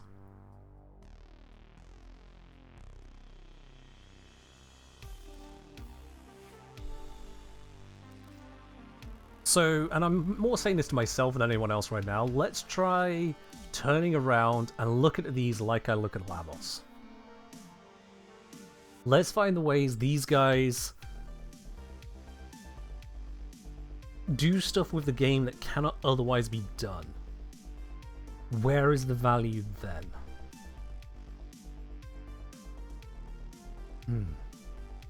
Anyone else having issues redeeming Twitch drops? They did work for me. Honestly, Economist, I would say reach out to Twitch support and see if they can help you on that. Because if you've already linked, unlinked and relinked, like you said, and you're still having errors, Twitch support is going to be your best answer on that. They're the ones that actually handle the drop side of things. Okay, so Sirius and Orion, let's see. What is particularly great about them? What stands out in a way that others can't? Not what can we compare, because damage compares to damage at the end of the day. What's the stuff that really makes them sing? I would say Event Horizon is a very big part of that. That is a control ability which is visually impressive, but mechanically also, yeah, the radius is still on the lower end, but it has been improved. It has been improved. So now it is an 8-meter base that is equivalent to what you get on Lava at base. Whilst it is on the lower end of AoEs for a control ability, it also persists a very long time. A base duration of 18 seconds is pretty long for control ability. How long is the base duration on Bastille, for example? Bastille has a base duration of 15 seconds. So this is a higher base duration than Vauban's ultimate ability. Now, Vauban's ultimate ability does have a slightly higher capture radius, 10 meters rather than 8. And Vauban can put down multiple of them at once. We only get one Event Horizon. But Event Horizon theoretically moves around. I say theoretically, but focusing on the positive. Event Horizon can be moved around, so it can scoop up a significant cluster of enemies. And again, this is not an ultimate ability, this is just an along the way ability. For a more prescient comparison than an ultimate, we can compare it to Airburst. If I could spell Airburst correctly, I can bring up the full stats. So Airburst is 50 energy or 25 whilst in the air on Zephyr. And this Event Horizon is also 50 energy. Good starting comparison point.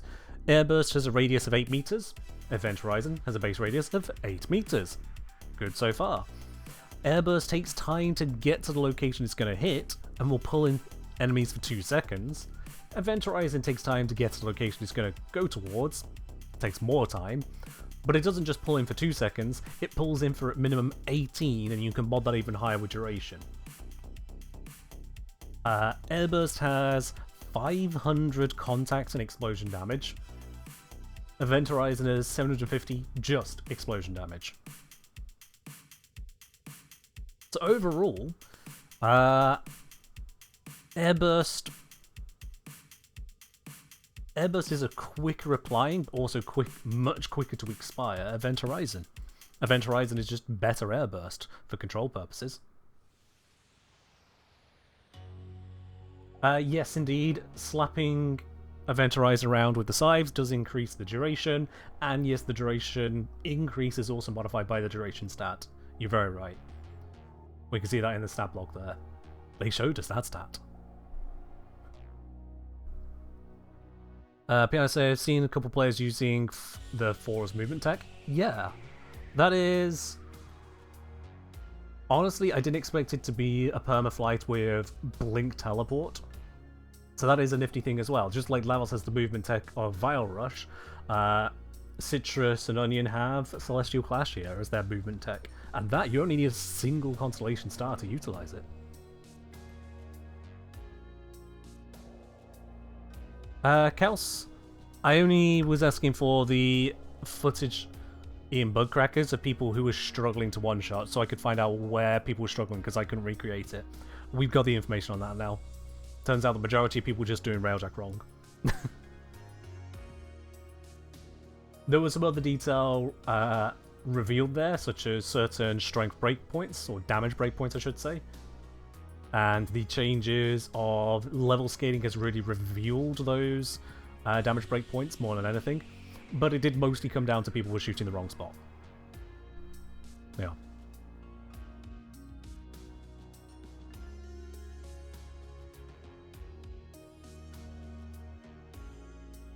Hitting the black hole with gravitic slash or coronal ejection will extend its duration. Zom. That's what it says in the ability there. If the ability is wrong, then okay. But that's what it says in the ability. Did they fix the teleport snapping on the 4? I don't know what you mean by that, sorry, Ninja. I don't know what you're asking to have fixed there.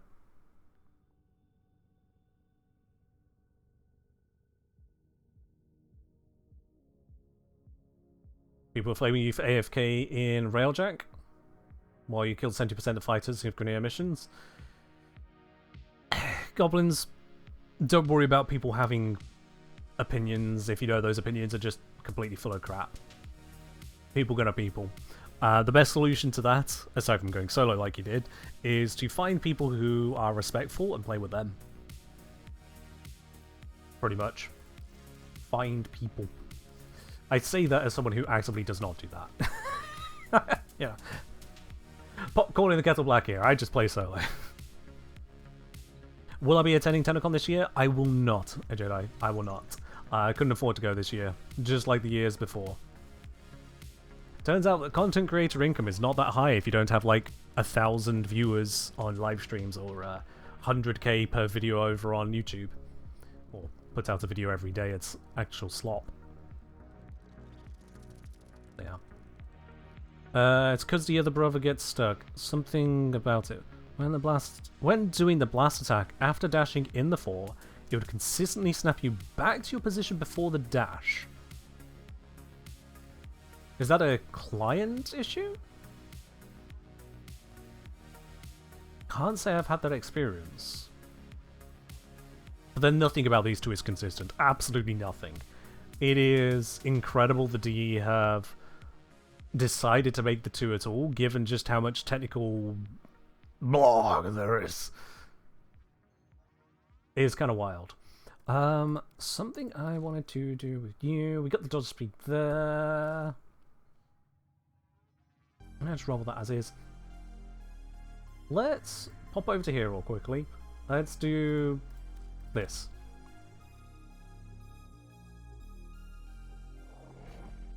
Lily, what are you asking? Sorry.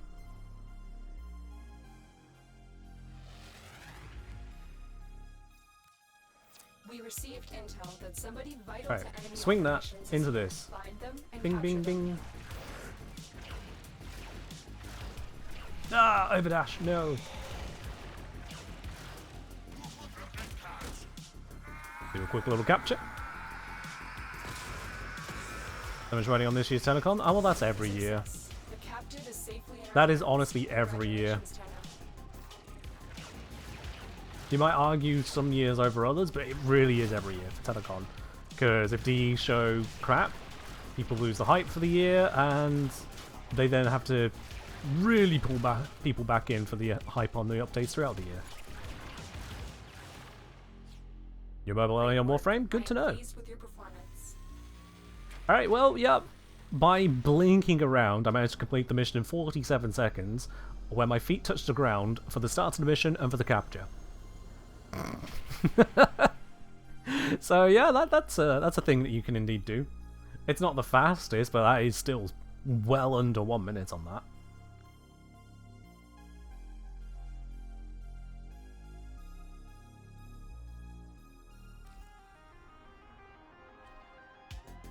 Crazy movement tech. It's not even that crazy when we consider some other things out there, like Titania, who can shoot whilst flying.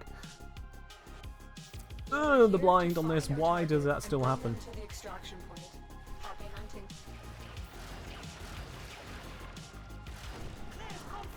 No. Where are you? Where are you? Where are you? There you are. You're slowing down my mission. Get back here. Yeah.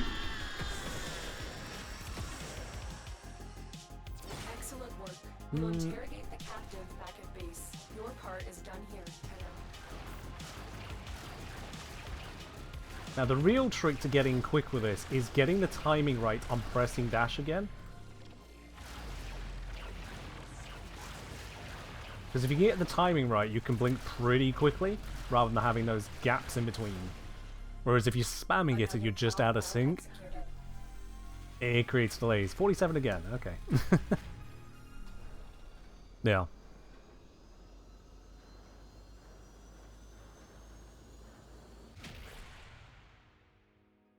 It is a very literal blink, isn't it? Yeah. Needs an indicator like the Arcwing? Why would it need an indicator as all?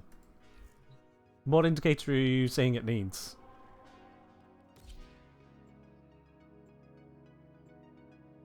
For the blink? Okay, an indicator for the blink for what? What do you need indicated? Just so I understand, We please. received intel that somebody vital to enemy operations is here. Find them and capture them. Okay, the 4 just failed. I don't know why that happens sometimes, but let's just go outside of the the designated map there for a second.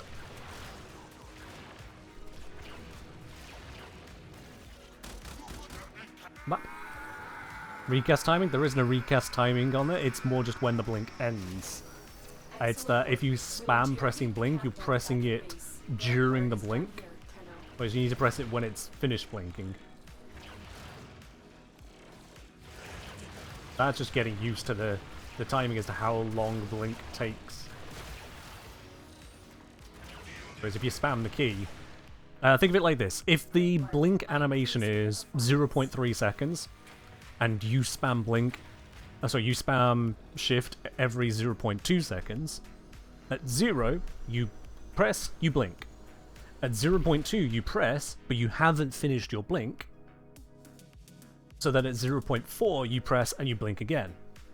But that means you've done a blink for 0.3 seconds and waited a tenth of a second before blinking again. And you felt, in that process, you've gone blink, miss, blink. So you feel some of the blinks don't happen and it feels staggered. And if you're trying to get the timing, you raise and lower the pressing speed of the shift key to do the blink. You try, okay, well, let's go a little bit slower then. And so you go from 0.2 to 0.25 seconds, and now it feels even slower. Because you go blink, miss, blink at 0.5 seconds. So you slow it again, you're now pressing it every 0.32 seconds. And now you go blink, blink, blink, blink. Aha, we got it.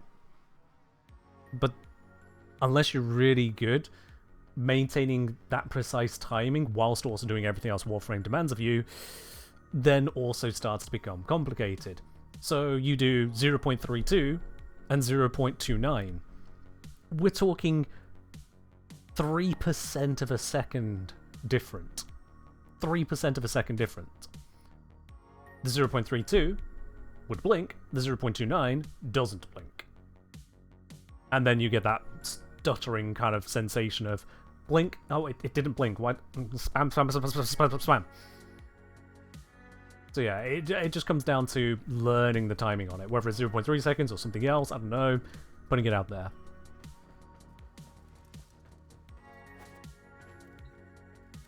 But yeah, so there is a cooldown on it, but like the cooldown is the animation.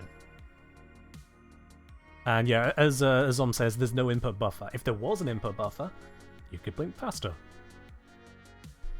Because you could then spam it and you would just go blink, blink, blink, blink, blink, blink, blink, blink. And that would be nice. Maybe a little bit too nice. Who's to say? What defines too nice at this point? I've had people arguing on various platforms that 500 steel essence per hour is not too nice because the shop has limits.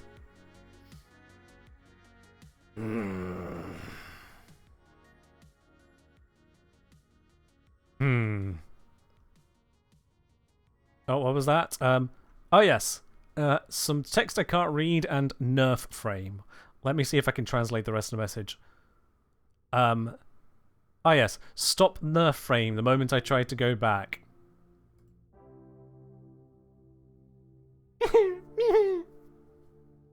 Yeah, I'm gonna be honest. This one's squarely D's issue. I'm not going to defend people who wanted the steel essence rates over here to maintain at 500 plus per hour. I'm not going to defend those, but at the same time, DE, everyone saw this coming. Everyone. Except, well, okay, I say everyone. Everyone who thought about it. Everyone who went, huh, okay, yeah, so these used to drop from Xmas units, and now they're going to drop from Xmas units. Everyone saw this coming. An interesting point I saw made, actually, about the whole, oh, Railjack, Steel Path, it got nerfed, now there's no reason to do it. And yes, it was an over-nerf, absolutely. The tech was to farm the survival missions on Void Storms, right? Unless I'm missing something, chat. Wasn't the tech pretty much just go to a Void Storm when it's on survival, and then just farm Xmas units? Given that that was the quote-unquote tech, the entire reason some people were playing Steel Path Railjack, what the fuck about that was Railjack? There was a Railjack loading screen before their Steel Path Relic Fisher. Like, no, we really want it. Now we've got the reason to play Steel Path Railjack. You weren't playing it. Out of a 2-hour mission, out of 2 hours of farming Steel Essence, they were playing like 3 minutes of shooting maybe a cruise ship or shooting maybe some defense nodes on the outside of the Corpus ship. And all the rest of the time was playing not Railjack, because that's the mission design, to farm Steel Essence more than 5 times faster than you can get from basically any other location.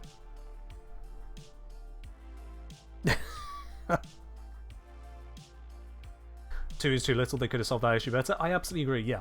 This is the thing, is that I agree 100% what they did in response was also just too far the other way.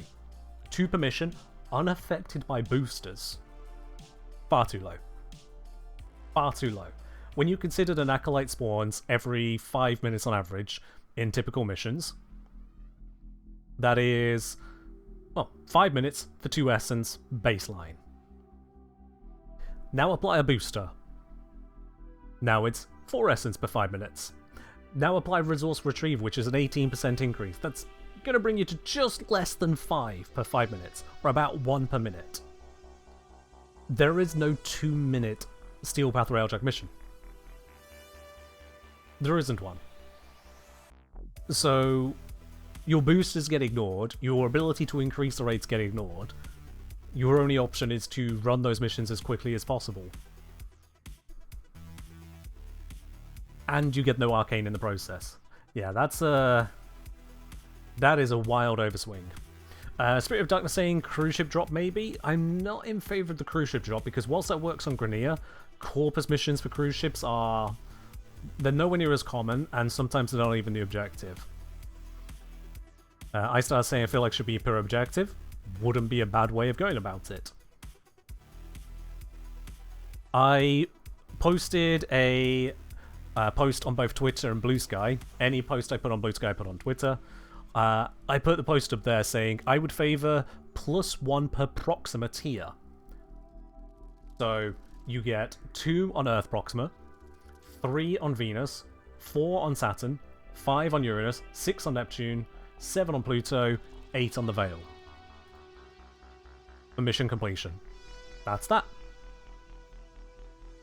And then again, double it with boosters. Make it a on mission completion. I didn't mention this in the tweet, but on mission completion, it's a resource pickup so that it's affected by boosters, just like normal mode. You know, non-Railjack mode. Star Chart mode, if you will. And I know they can do a resource pickup that everyone receives that is affected by boosters, because we get this with Void Traces. When you get all 10 reactant to open a relic, Void Traces just kind of happen on you, and it's affected by boosters. So we know that. It's a thing that can do. I think they did what they did instead of just disabling Sirius and shots from Railjack until after 10 They did, yeah. It was very much a quick reaction thing. Not a great one, and again, it was precipitated by their decision to make Steel Essence drop from Xmas units straight away.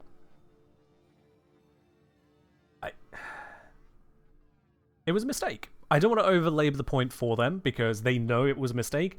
They've fixed that mistake with a lesser mistake, but still also a mistake.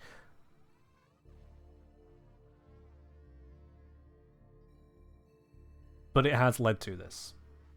That they could have gone with 2 permission from the start low, buff later. They already learned this lesson with Rivens, for example, where Rivens are on any new weapon are rated at 0.5 what's the word, not affinity? Disposition. It's always at 0.5 disposition, and it goes up over time until they reach where the weapon seems comfortable to sit. It means on release, and often for many months, Rivens kind of suck for new weapons. It's another not great system, but at least they acknowledge that nerfing things down is more annoying than buffing things up. But yeah, the result that we got being first of all, here's the Xmas spawn, and that's... Anyone who knows history of Warframe knew that was not going to end well. Followed by such an overcorrection has just led to pain on that. For all the complaints that people have put out, however valid or not some of their reasons may be, and indeed there are a lot of frankly invalid reasons to complain, DE did create that mess, and Foresight should have picked it up. You always wondered how they determine Riven disposition? Yeah, it starts... This isn't always how it's been, but for years now, it starts at 0.5, any brand new weapon. Even if it's a variant new weapon, it's still 0.5. And then it goes up over time, because DE have decided to not nerf Riven dispositions anymore. For the last couple of years, they did it for a bit and said, this isn't set in stone. And now here we are a couple years later, and it's never been deviated from. Riven dispositions for years have never gone down. They only incrementally go up. They base this on a two-part factor of, one, an automated system measuring use cases or usage of weapons to go, this is a very popular weapon. It doesn't need much of a help. And then they apply a second layer of sensibility of going, okay, yeah, lots of people are using this weapon, but that's because it's brand new. How many people are using it for more than 5 minutes? Oh, not many. Right. Okay, well, there we go then. So yeah. This was a thing, I think they made the change to Rivens never get nerfed before the introduction of Incarnan's Incarnan adapters. So Incarnan adapters have then kind of spat in the face of Rivens don't get nerfed. Which just, yeah, you know, Rivens is his whole other thing at that point. The point is that you're aware of the issues that come from start high then nerf versus start low then buff. And we've seen it again with Steel Essence on and Steel Path Railjack. In a way that, had it been pitched to basically any knowledgeable veteran of the game, they'd have gone, DE, look, here is the exact history of that exact implementation. Don't do it. Just don't. There. Ellie's saying they believe it was actually because of Incarnans. All the weapons are high Riven dispo, still unused. He acknowledged removing the power. The Rivens, people would spend 1,000 plat on, be very problematic. Could have sworn it was prior to that. Like, there was already issues people were having of, oh, my good Riven got nerfed. I think there was a Riven setup a friend of mine had for their Foreman, which brought their Foreman down below 100% crit chance. Like, but it was so good. Things like that. Like, it was the tiniest difference, but it was a nerf. A nerf because other people were enjoying it. Kind of ironic, really, when you think about it. It's a really tough one, and Warframe has themselves in a tough spot for having a PvE economy connected game. Were it a single player game, we wouldn't be running into these same kinds of issues. In a single player game, a pure single player game, or at least a multiplayer only with friends kind of game, there'll be mods. You just go, oh yeah, it's cool and all that you've set the drop rate of blaze rods at such and such. I'm just going to mod that to be higher now. What's that? Slay the Spire? Yeah, let's just introduce Slay the Kitty. Haha. My character is now a cat person, where their attacks are all claws from start. Haha. And it's an overpowered defect run, just with a skin on top of it. Giving you random non-examples. Point is, for those kinds of games, you can just mod it and make it what you want. Warframe kind of feels like that kind of game, but then also has trading, it has public multiplayer, it has an economy going on around it, and so there needs to be that greater focus on balancing that people can't just step out of. You can't just go, oh, I see your balance, but I reject it and do my own thing. You can't do that.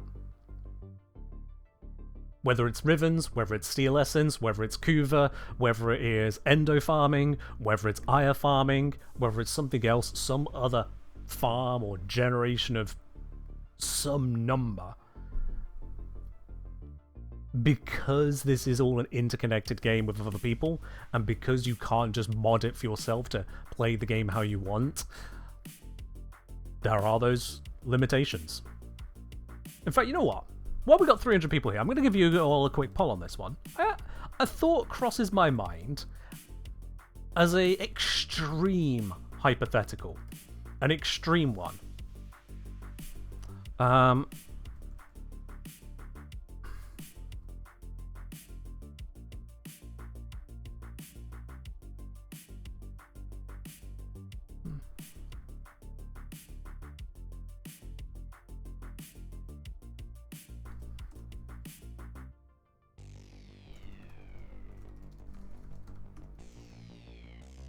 Okay, I'm going to put a couple minutes on this poll, because this needs some explaining. I can't fit the whole question into a Twitch poll, so don't immediately try answering.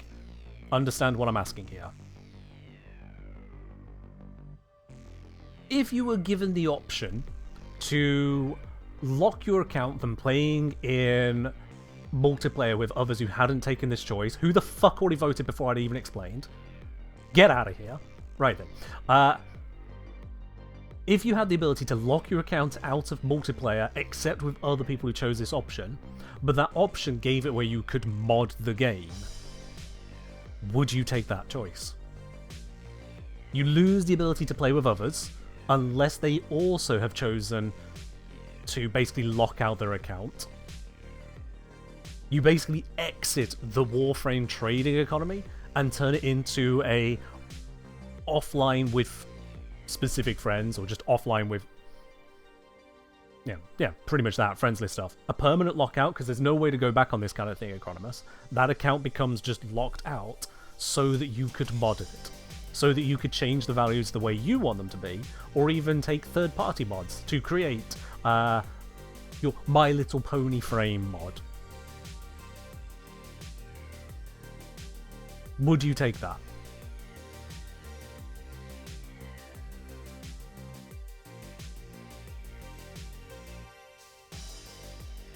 Secondary account only? Sure, why not have a second account that you do that with? A second modded account.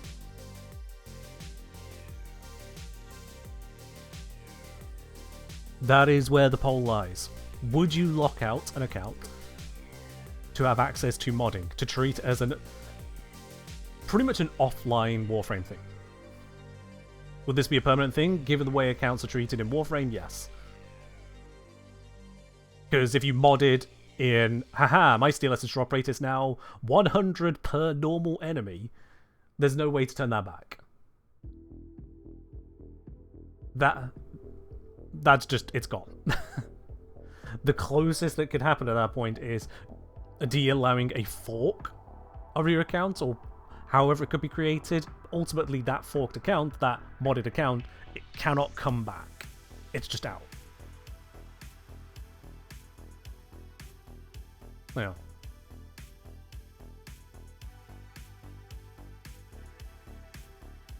That's what you're asking about? Yeah. That's kind of the minutiae of the details, but it mostly comes down to, would you go for a Warframe offline functionally? You lock out that account, it can't interact with the online Warframe, the balanced Warframe, to allow you to have modding. What about our test server? That's a separate thought entirely, Cat Keyboard. We're not going to change this to some other thought. So overwhelmingly, the answer is no. Overwhelmingly here, the vote is no. People would not go for that. A small portion of you would, and more of you who would accept a cost for it. But overwhelmingly, the answer is no.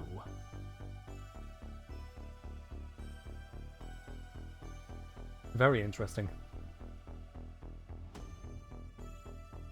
Sir Sable saying it wouldn't be Warframe if it did that. Okay, fair enough. Other people disagree. But what even is the definition of Warframe at that point?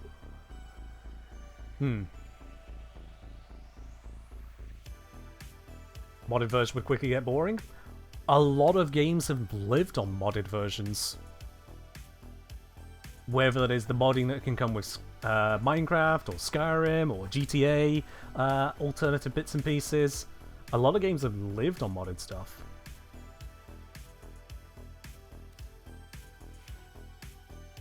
You wonder how many people who voted no are primarily solo players? An interesting thought.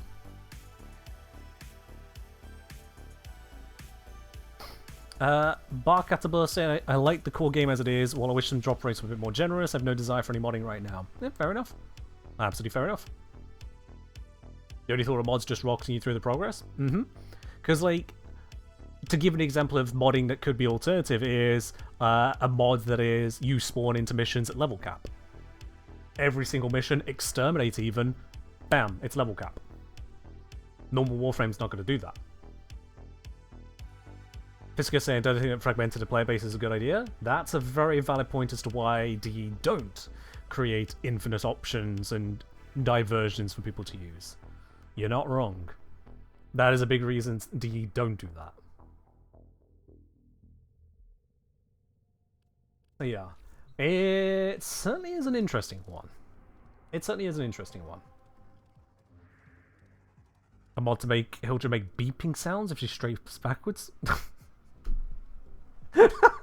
And yes, there would be just the lunatic mods. Yes, everything from the small audio replacements or additions to the downright unhinged of making the Roper Low list actually Thomas the Tank Engine.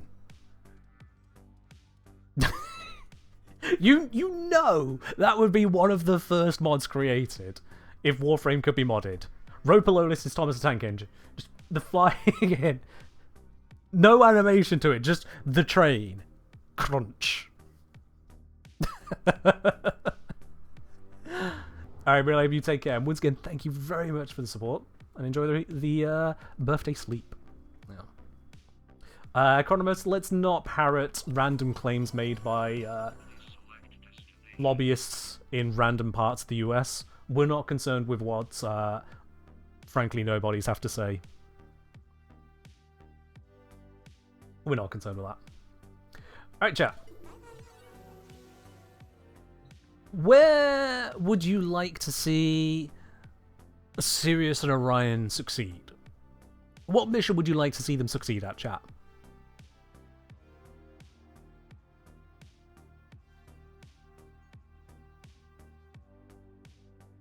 It was a European nobody? Oh, shows how much of a matter they have in the world, cows. Shows how much they matter. Can't even make it clear what continent they're on without just making a noise. Let's see, so we are Lephantis, Void Armageddon, Spy. Okay, Spirit of Darkness, why do you want to see Sirius and Orion succeed on against Lephantis? You were the first response, so you get the oh wait, no, sorry, there was a couple bits above that I missed. Sorry. You weren't the first response. So, let's see, Uranus Submersible, you know what, I'm going to skip over that because Submersible sucks and we're barely used to frame. Moving on. Sable, this is evil but spy. You're trying to be evil. Moving on. Sir Kelton, Titan, Saturn. Also, Spirit of Darkness was just going funny. Okay, never mind. You're out. Sir Kelton with Titan, Saturn. Let's see. Titan, just good old survival. Okay. I mean, they will survive. I've already done survival with Lua survival, conjunction survival, so what more did you need to see there, Kelton? Regulars, Void Armageddon. Do people even care about Void Armageddon? Titan's your favorite node? Well, fair enough, I can't argue with that. Alright. That's the first non-stupid answer out of everyone's answers, so let's go with it.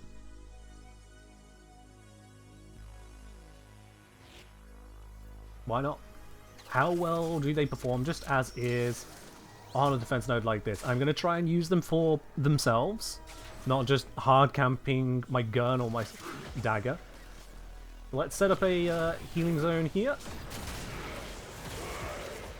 There we go. And then what I'm going to do is I'm going to cast the black hole into the corner there to hopefully bring the enemies into me. I wonder if that works. Kind of. Kind of, if I cast it up into the ceiling. Yeah, that kind of works, actually. That actually kind of works as a way to just bring them in here. He's going to prime the ever-loving fuck out of them, which also spams the stars. Okay. Let's just pull it back over, smack it back up to the ceiling, pull it back over, smack it back up into the ceiling. And then we can just take a moment to blap the room. Now we're fully charged. Wonderful. I've lost where I was. I was over here. And then we reset up, I guess. The decoy over there should stop decoying them in a moment. Why are they all just stood over there? What's going on over here? Oh, was there a decoy out there still? Yeah, the decoys could be mildly problematic for this. Oh, I used that too early. No matter, let's just use it.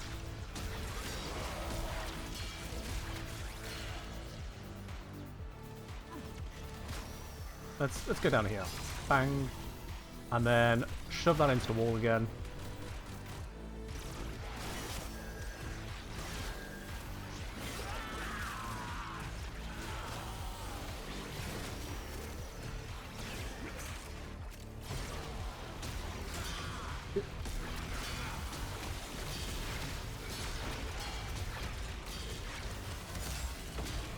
Big explosions.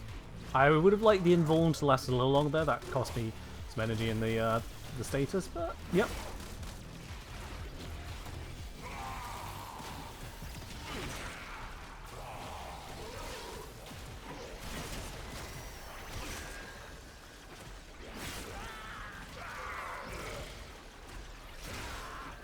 It's surviving. It's just not great for it. There might be some life support drops that are just further away than I've been looking.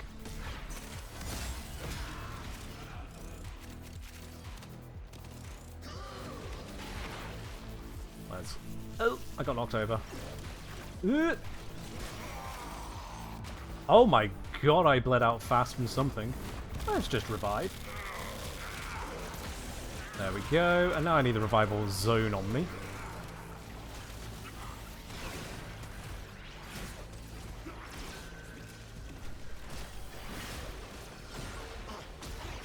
And let's turn this into, once again, damage in the area.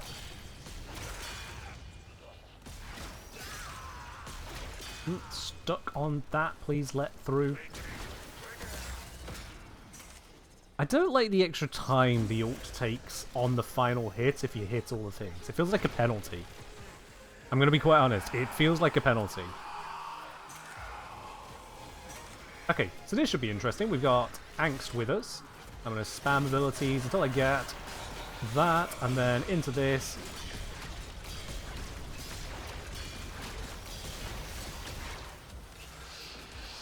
Well, it did kill Angst. It took most of the ability after already armor stripping them, but it did kill. Zom, we've already got an actual talent on here.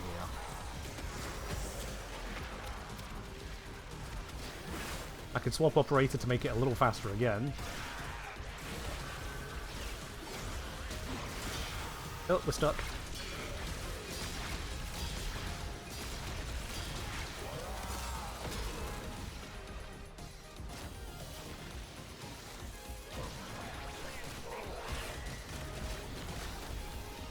It doesn't take 7 abilities to unlock the ult, it takes 7 abilities to get full power out of it.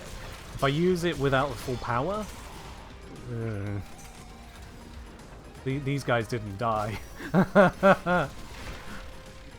That's the issue there. Let's just keep the black hole with us, so it just keeps the enemies on us. Oh, the 4 failed for some reason. Let's try that again. Thank you.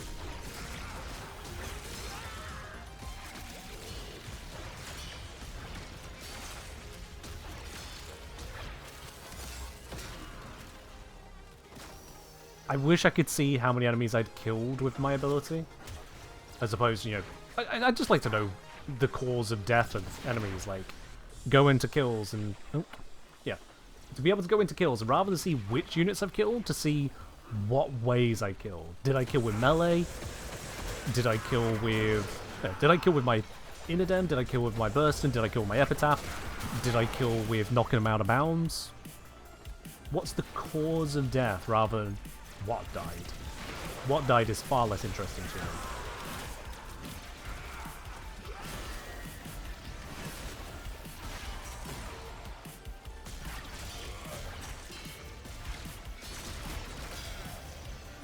Yep, down.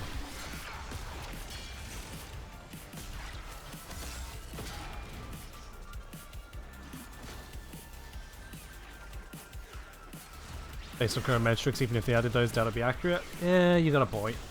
You got a point there. I can't refute that. Yeah. It would be a nice indication. I could actually see, theoretically, what was doing the most of the killing, and if it didn't add up to the total kill count, then I can go, oh, well, this is useless. But you're right, it would probably end up just being wrong, wouldn't it? Which is damning in itself.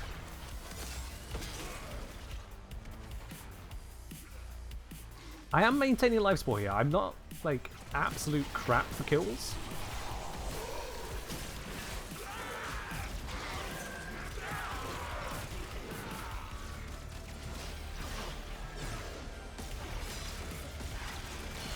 It's a certainly very engaged frame. I'm doing plenty of casting. Some of it with some actual thinking behind it.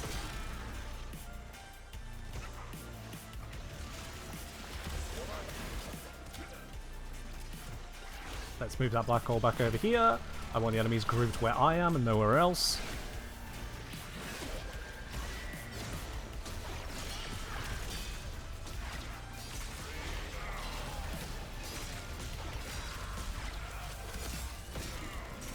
That seems like a decent blast. That was a good spot for it. Re-up this, re-up that, back into this.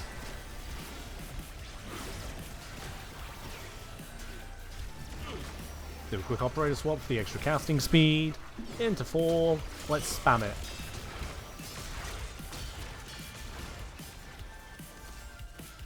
You can spam it pretty quickly, but then when spamming it, it's harder to place it usefully.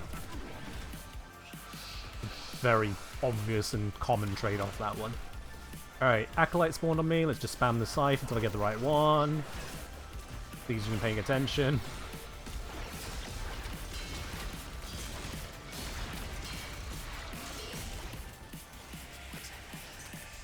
Well, it died. It died. That's all about as always, but still have some open rooms, test other things. Yeah, fair enough.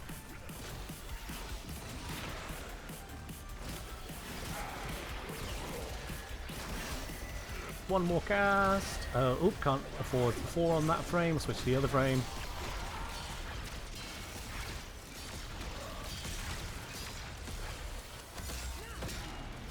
Bomba.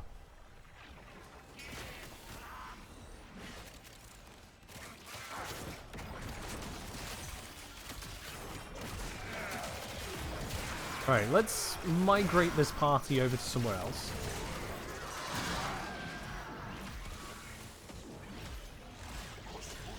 So, re-up that. What room have we got out here? Could this be interesting for it? Nope, don't want this room. Let's move to the next one. Well, this is a little bit of an awkward room, but we could make this work. Let's try it.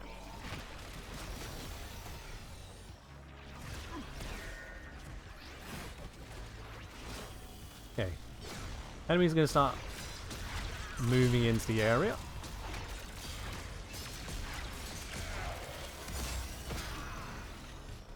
Okay. There's potential.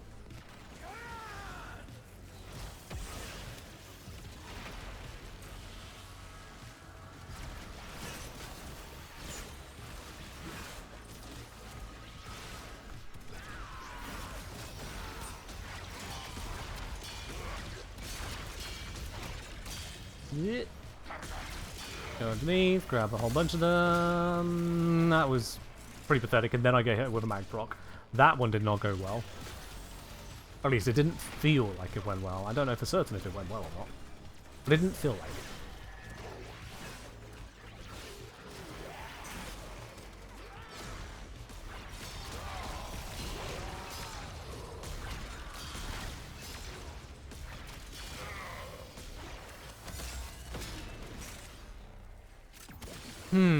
Alright. I'll be honest with you. I feel like I'm playing to what the frame is capable of. Like, I'm using the black hole to try and control enemies around me. I'm using the 2 defensively. I'm using the 3 for a protective zone. What the fuck was that? But I'm not sure I was really, This is good.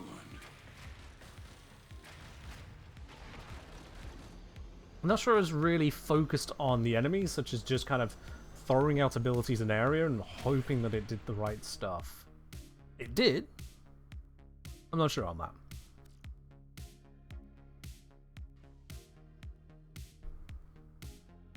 Not sure on that. Right. We got from Ezreal asking, can they survive Descendia well? It's a lot of variety change situation you're in. You know what? That's an idea. You want to know if the ult can hit Lefantis? You know what, Spirit of Darkness? That's such a specific query on such a really weird boss. I'm going to leave you to explore that one. That is so specific and wouldn't really give us much. Alright, let's go ahead with this. I'm not going to pay much attention to the setup and whatnot. Let's just descend. I've got my weapons, I've got my companion, I've got my operator. Let's just see what happens.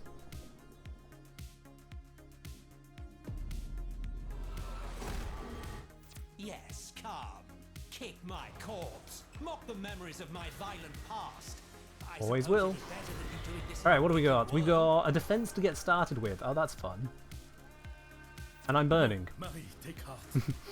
Our friends will defend you. Defense 1. Defense 2.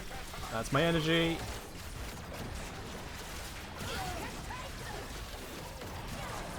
I have got Aegis on here, so I do have extra defensive layers there as well. I would like the energy to cast my black hole, thank you. Now we got some crowd control there. No, we haven't. My black hole immediately evaporated. Let's try that again.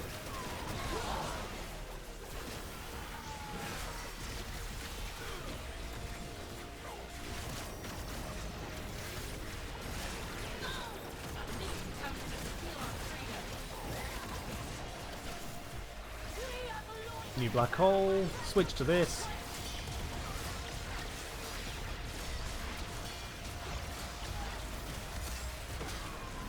I mean, that did damage.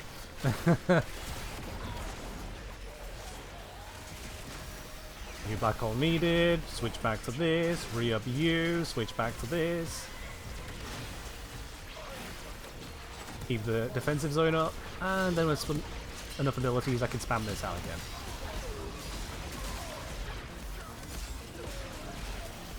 I hit stuff, but they did take a lot of damage there. Oh dear. Hello, can I... Okay, the ability did not want to cast for a moment there, that was awkward.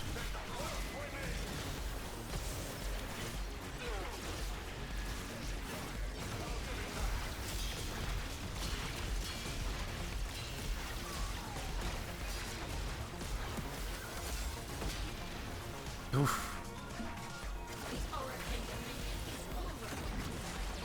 I know they're over, but okay.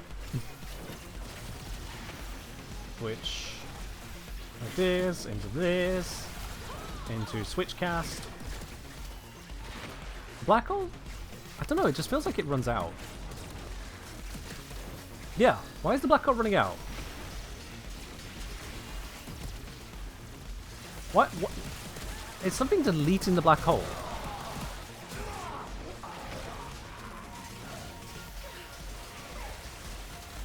Black hole's fine over here. Okay. It was over here it seemed to vanish. Let's just cast another one this way. No, now the black hole is existing.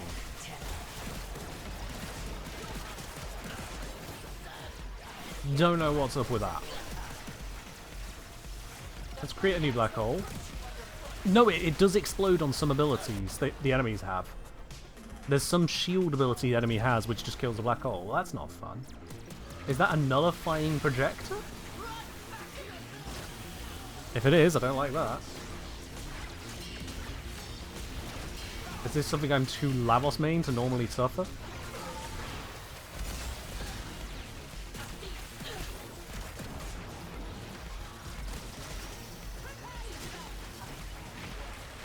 God, how many enemies are we expected to kill here?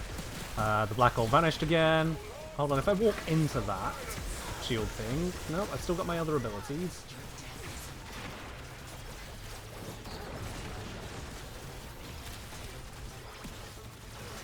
keep spamming, I guess. Is the fourth going to work for us now? Like, if it's going to work on any of these layers, it's going to be this one.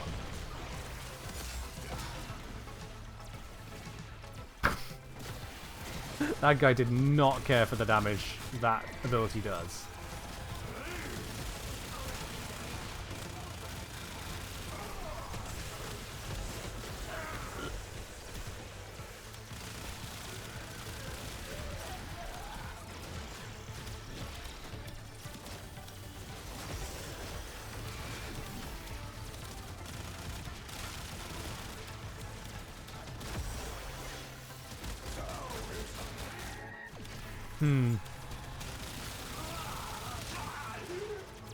Okay.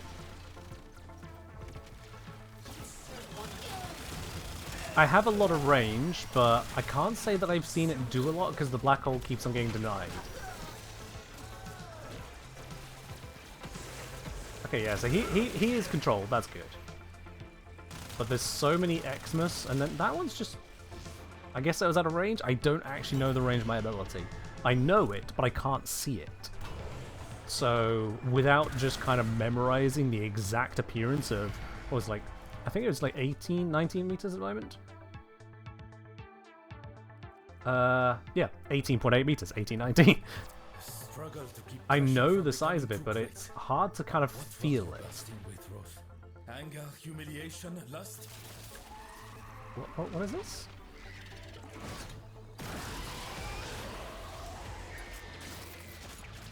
Huh. Okay. Foes are vulnerable to amphors. Right. I didn't realize that was the thing here. I was wondering why I had these. Okay. So we can just control for this match.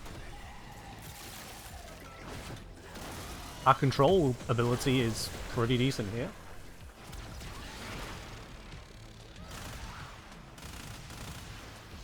Gotta find some more pipes.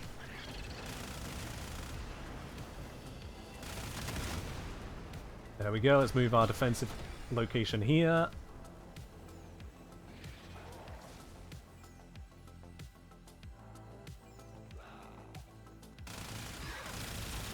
Oh my god, I hate so many Xmas. We control them. The pipes need a lot of destruction all of a sudden. Okay. There we go. One more should do it. Where is one more? There is one more.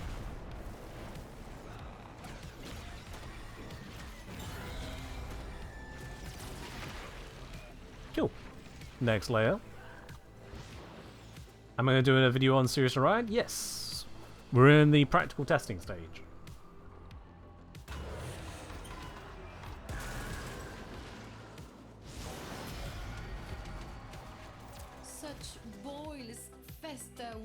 Still don't know what Cool Kid said in their video. Good to know that they had a video.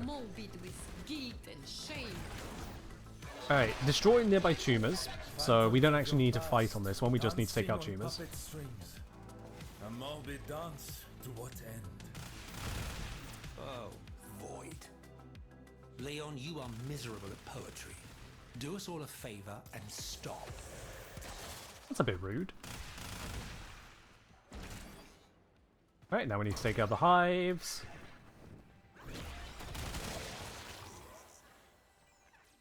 You think the 4 can hit tumors? Ah, yes, of course, they're objects, right? Can it hit hives as well? Yes. If I'd thought about that sooner, that would have been great.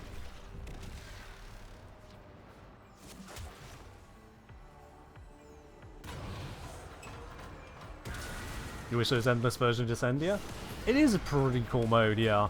It's actually kind of a shame that we spend so little time here to max out the rewards, but Perita we spend like 20 years on. How it feels. Alright, let's protect that. What's the modifier here? Toxic Leech Xmas Cable. Okay, well that's horrible. A is getting obliterated. I can only defend one at once, so that's just how it's going to be. Just going to use up the charges on that. Did it do anything useful? Not sure it did. It might have wiped him over there.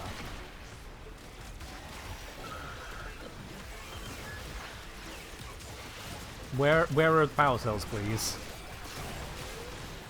One has spawned and dropped down here. Okay. There we go.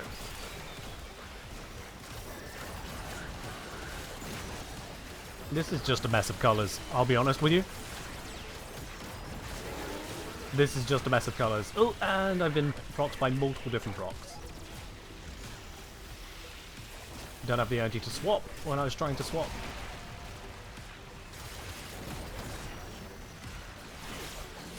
Don't have the energy to re-up the defensive one. Good thing it's still got some time on it.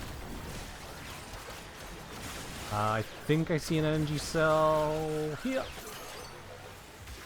Still not got the energy I need.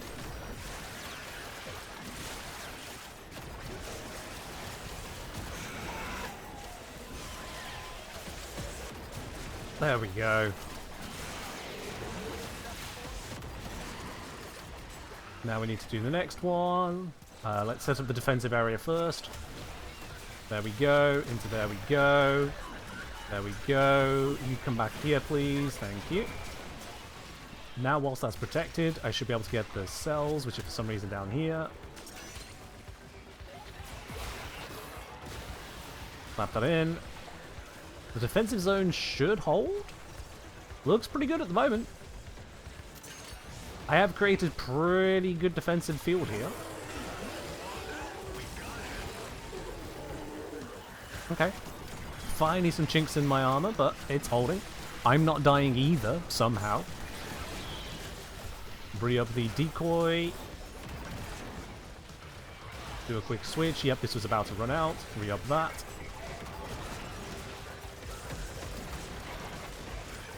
In terms of crowd control and distraction, and even a little bit of, a lot of objective support, it seems like we've got some there.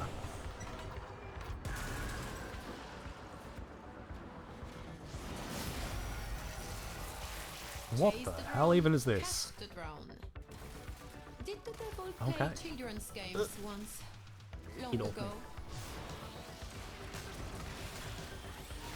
Let's just black hole in that direction and focus on this. Okay. How many mines? Oh wait. Ew.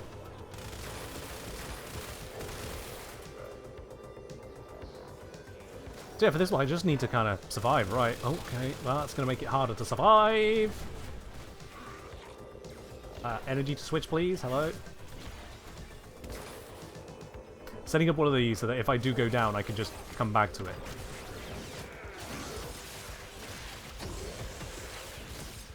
Double stabby. Where'd the astrolabe go? There it is. Good, we got a black hole going around. Yeah, I'm fairly certain clashes are 360 anyway, yeah. It's just LOS. In fact, I can demonstrate that. We got enemies over there. Yeah. Oops, lost track of the air. I was following the wrong object. Alright, cool, that's one down. Over here now. Get rid of the mines, so they are no longer problems. Need to get closer to this. Send out a black hole. Re-up the defensive decoy. Let's reset. Oh, can't afford to reset a black hole. Never mind. Guess I'm not going to have its defense now. It's run away.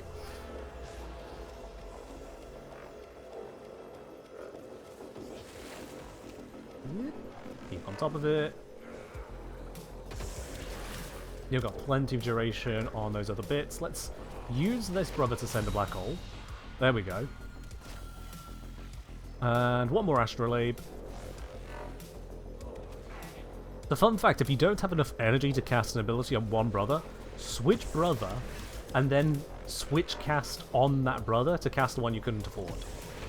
Because it uses the energy of the brother you're switching from, even though you're switching to one casting their ability. Build some camera offsets? They're not always needed, so that's why I'm not currently using one. Then there is an option.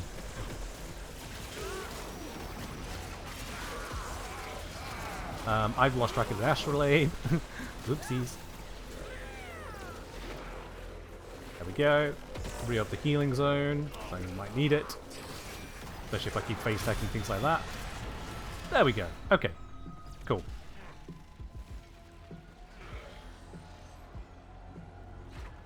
You're unsure if Energize is worth it on these two. I think it honestly is. They don't really have a lot of other ways to do energy economy. It's not like you're going to be using Sirius's 1 all the time just to try and pull orbs in. You don't have a way to generate them. So no, Energize is a very simple 1-slot thing for a lot of energy. That's worth it to me.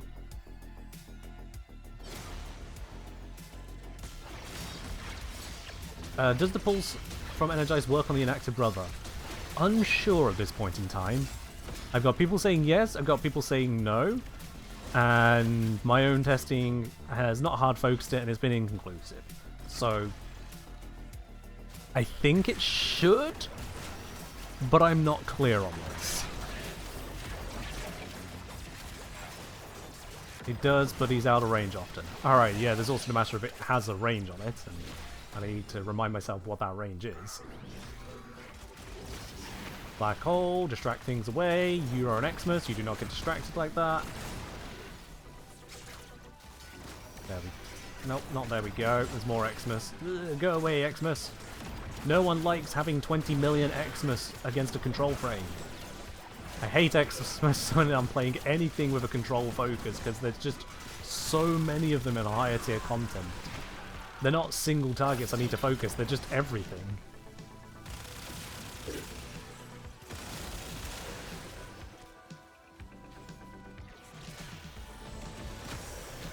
Oh, didn't want to move that down. I didn't. Yes, I did. Oh, I must have been in the zone. You're very welcome, Fiddle Yock. Alright, this isn't fully charged. I'm going to use it anyway. How good is it for clearing without full charge? Okay. The Xmas is surviving. Yeah.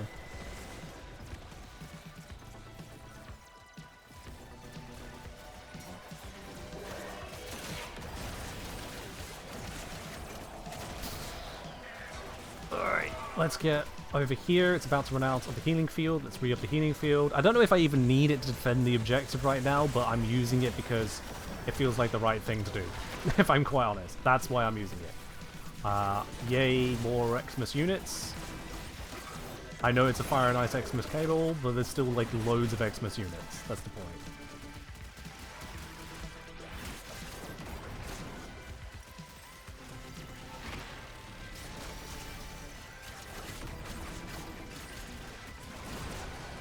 Oh, let's just swing a few times. Cast this into this. Will this deal enough damage to matter? It's a pretty open area.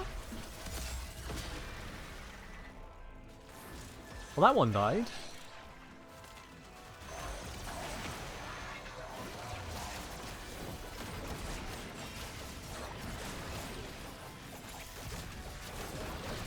Let's switch so I can see the timers. That one had run out. This one is close to running out. Let's recast in the zone, re-up it. I don't know how many times I've cast that now. It shows I've been here a while.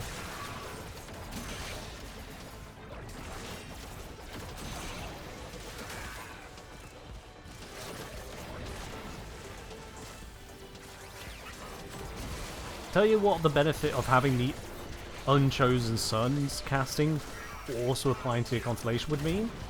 It would mean I'd have to spend fewer times spamming abilities just to generate constellation stars. I don't care if it'll make it faster in general. They're not casting that often, but it means for less spammy play, I don't then go, oh, well, I guess I have to start spamming. That's what I would like. Another black hole. Oh my god, there's so many enemies. Given it's just one wave, why don't they give us the enemy count so we know how much progress we've made on the wave? There's a thought. Because the game already knows how many enemies it's going to spawn. Why not tell us? Don't know why I've never asked for that before.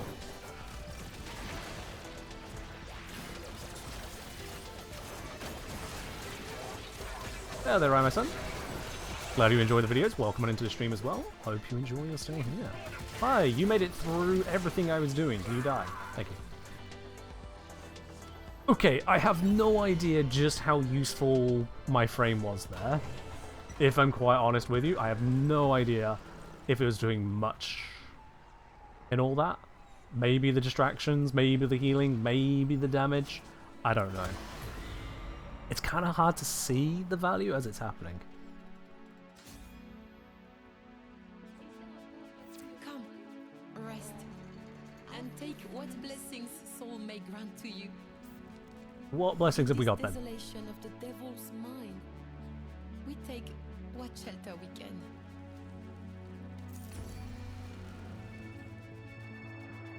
Alright, so we can regenerate energy and health, or Roland restores 200 shields. I'm gonna go for the regeneration.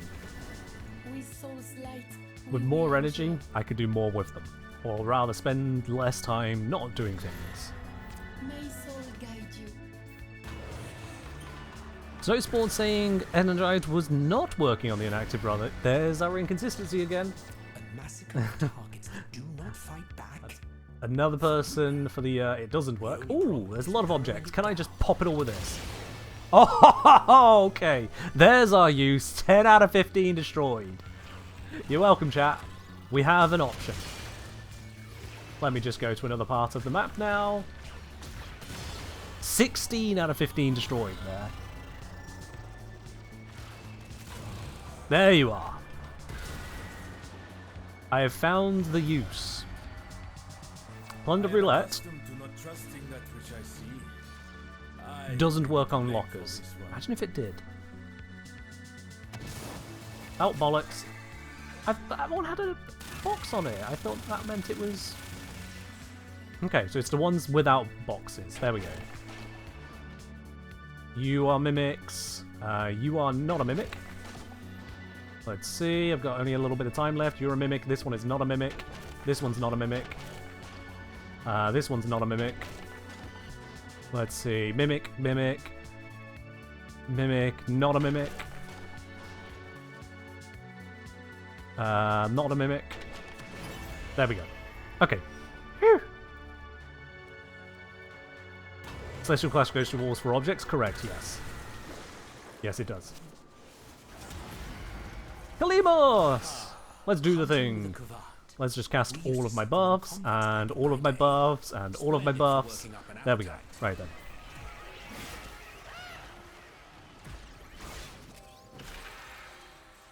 Okay, we're at full constellation. We need to protect Kalimos. I'm going to do that by not being protected. Bang! Bam! Bam! Bam! I don't know if this is helping, but I'm doing it anyway. That was possibly the worst spot I could have cast that. I thought I was going to dash through the wall here. It didn't. LS refers to enemies line of sight? No, line of sight to enemies. Line of sight is a weird thing in Warframe because they don't actually consistently talk about it. There are different lines of sight in this game when it comes to Warframe abilities, but largely speaking, it's usually either can a line be drawn from your Warframe to the enemy, or can you see the enemy, regardless of where your Warframe is. Usually that counts. How do you know which one's a mimic? So mimics show up on the minimap as a loot box. Lockers do not, because lockers don't show up on minimaps. Mimics are trying to mimic being objects, but they're currently disguised as a locker, which shouldn't come up as an object. So that's what it is. You can identify the mimics by the fact that they failed to mimic the locker correctly. It's a little niche. It's a little weird. You don't get a lot of time to focus on it, but it's there. Alright, Legacite with weak point only damage. Or rather, weak point is the big part of it. Let's see how this goes for me. I'm going to just spam abilities for a moment, get the constellation, and see how well that does. If I do this right overhead, I will dash down to them anyway, and it makes it whole pointless.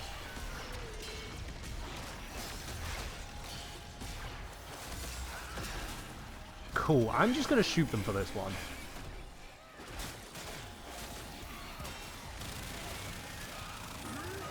Oh, this is not good. Okay, let's get some weapon stacks. There we go. Weapon stacks acquired. Let's keep all the other enemies off me. I can't see through this. Stop flailing around. Thank you. Whew.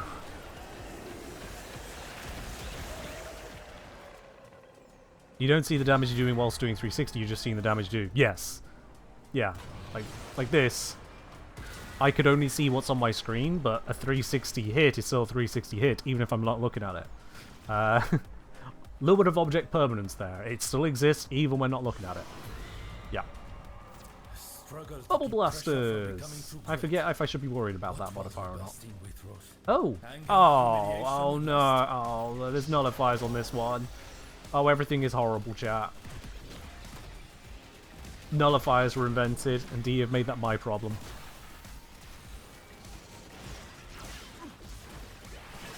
Let's just take to the air.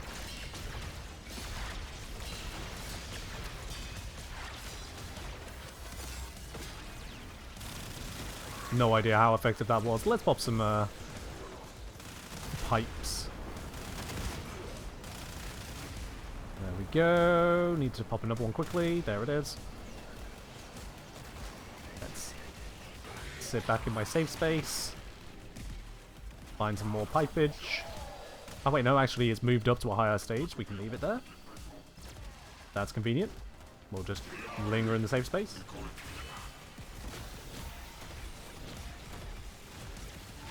Okay, now the pipes need all of a sudden a massive change in pressure. Go figure. Oop, wrong side of the wall. Need even more pipage. There we go. I haven't been focused on loot pickups at all this run. Let me just pop an area. There we go. If there's any pickups to find, I'll find them. I need to do some more pipage. Pipe. Pipe. Perfect. Let's just fly around, check for stuff.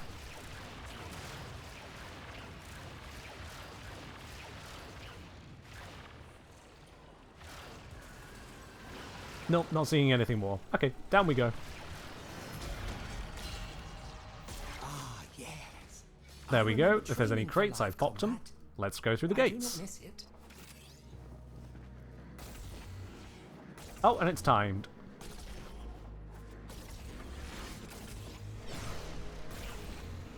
Where's the...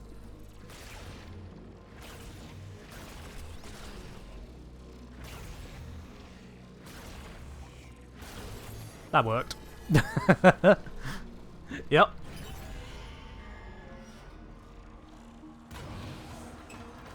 Yeah, that worked. Down we go. Eliminate the enemies! Oh, I'm going to need to generate a little bit more power than that then. It's all fireball rollers. Okay. So I'm going to need Drifter, to just get set up for this. Too much, we can turn back. Do not put yourself at risk for his sake. Alright. I do not hold They have no idea what to do when I'm up here. If they wish to end this, Bonk. quite free to do so.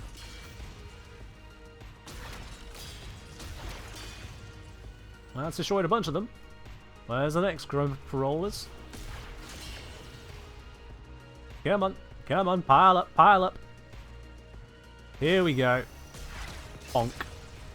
Let's go find some more of them. At least this feels more intentional than a lot of the things I've been doing with it. The chosen roller. Cool. Alright, where's the loot that I missed? Did I miss any? Let's go.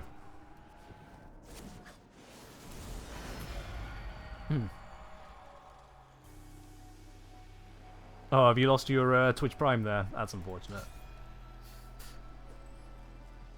Enter. Rest. I mean, you could always sub directly, but I understand that's not always an option. Shall not touch you here. I understand. Wow, that's a little crowded. Okay, let's see. What have we got? What have we got? What have we got? We've got gain heat damage resistance, but all damage taken inflicts heat status, or increase status damage over time by 200%, but gain 50% status vulnerability. Damn, just stayed us all the way, eh? We'll just roll with that. If we must. We'll just roll with that. How bad could it be?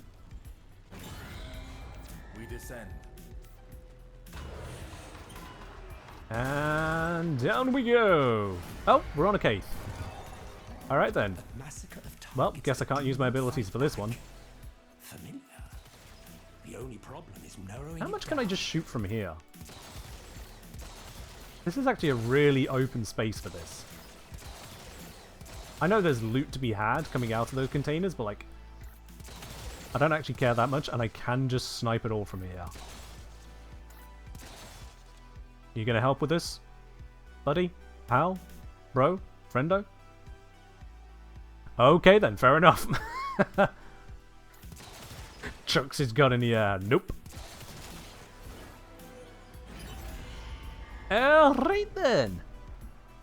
Actually, I can quickly check somehow later, can't I? Yeah, I probably should be grabbing this. Let's be quick about it.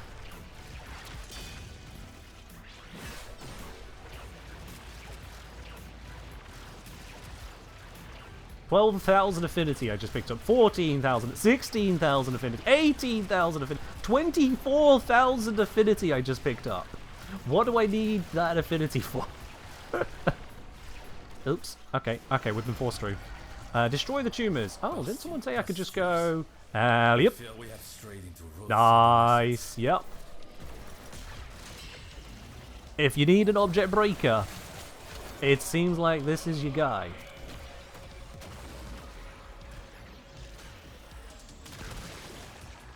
Let's just get one back even quicker. Charged. Yep, that worked. All of that worked.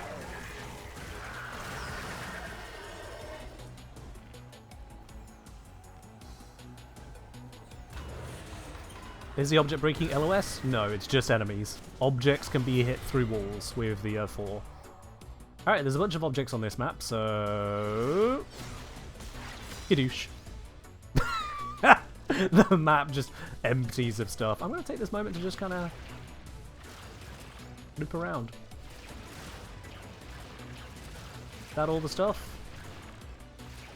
Yeah, unfortunately the actual interesting loot doesn't show on Loot Radar, I think. Defensive zone, offensive buff, defensive buff, controlling zone. And then...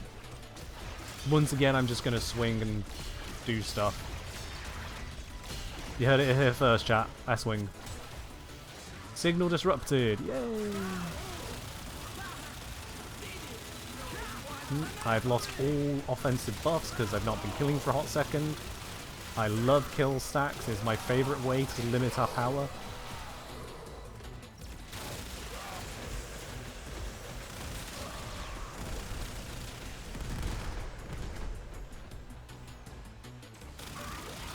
Imagine if there was a focus school, similar to Naramon's bonus to making melee combo decay slower.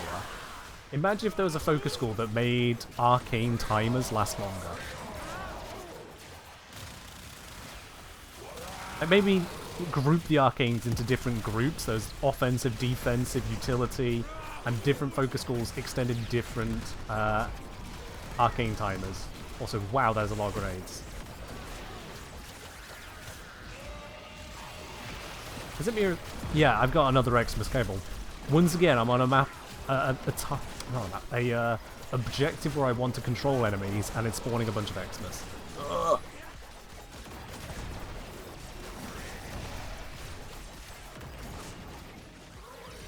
And now another. Replace this. Oh my god! Stop with the grenades.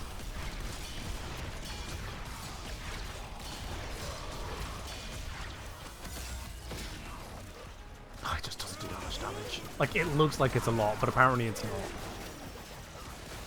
At least they're not nullifiers. True. Imagine if they just fixed the combo completely so it didn't instantly disappear 12-0. I mean, separately that, because at the moment, Naramon at the highest rank makes it 5 per combo timeout. But at the lower ranks of Naramon, it's something like 20, then 15, then 10, then 5. So imagine if the baseline was you lost 40 combo. So the first tier of Naramon would make it twice as slow to burn out. And thereafter you are making it even better. But at baseline it wouldn't be you lose everything. I think that would be an interesting middle ground. Would be cool if it halved each time. Halve still costs you 120 for a max combo. That's a lot to lose. Versus just 40. Like, I'm not against it, but like, you know, Naramon is so much of an overwhelming change that it feels like Naramon's almost required unless you start stacking a whole bunch of combo duration, and even then, you miss the timer, you still lose everything. It's not just an extension, it's still an all or nothing. All or nothings don't feel that great. There's a number of stacking things in this game where pretty much you just slightly miss the timer and that's it, you lose everything. Even though just catching it in time will save the whole lot. But it also doesn't do anything to really remind you of those timers. They'll just time out. If the timer's hidden from you, if you're on the wrong weapon or your buff bar is too cluttered, okay, well screw you then. The timer runs out. You miss out.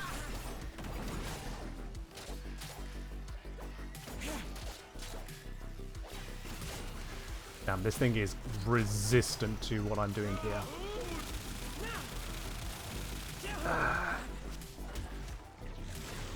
There we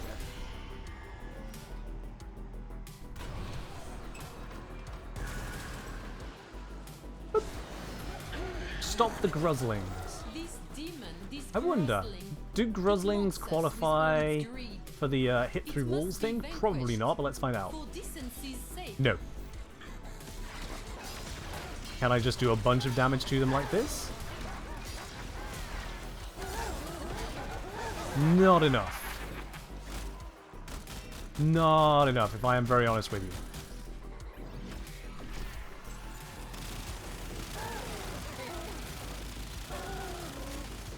Yeah, that's just far better when I have just a normal DPS frame. I'll be quite honest with you. Because with a good DPS frame, I can kill these before they even split. Oh well.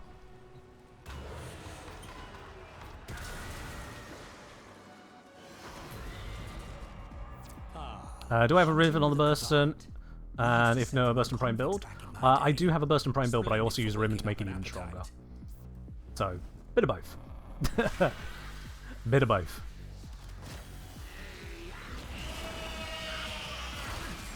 Kalimos, what have we here? Well, I've got Kalimos again.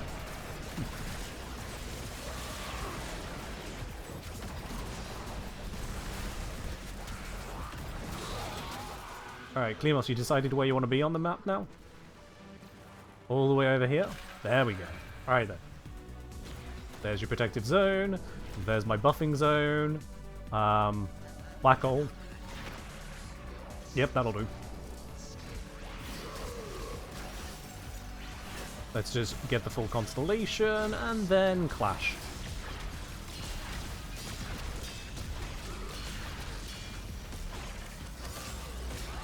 Oh my god, that did so little damage. Oh, I'm gonna burn out. Well, I'm just about in my reviving zone. So that works. Oh boy, that was Yep, let's just go pop another one. Let's refresh this and then switch brother, because that brother is not on timeout of the reviving zone. Didn't want to be using the epitaph.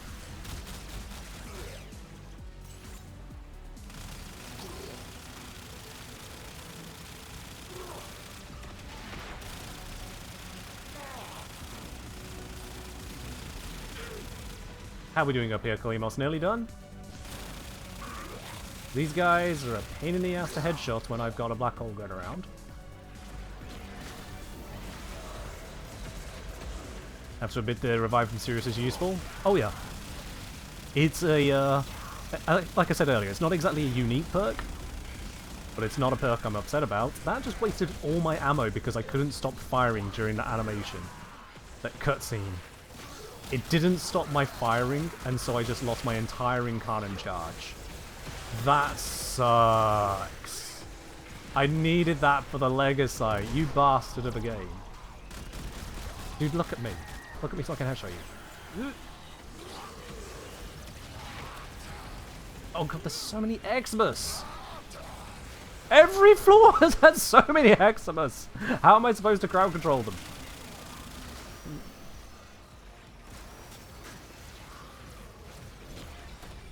Alright, somewhere in that mess is the legacy.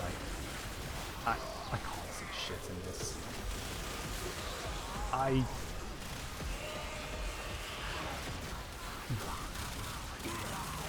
There's so many Jade Xmas. And I can't shoot the beam in this environment. This is a genuinely toxic floor, holy hell.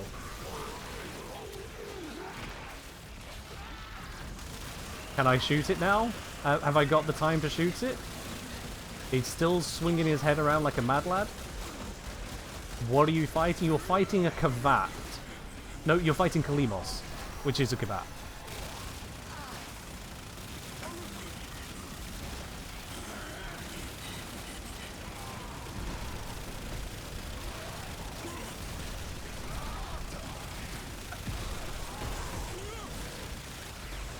Do you know what's going on, chat?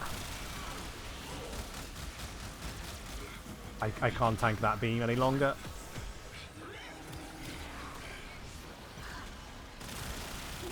And there's another beam. I'm knocked down. I'm gonna burn. Can I capture him whilst I'm burning? Well, that works. That works. Yeah. Okay.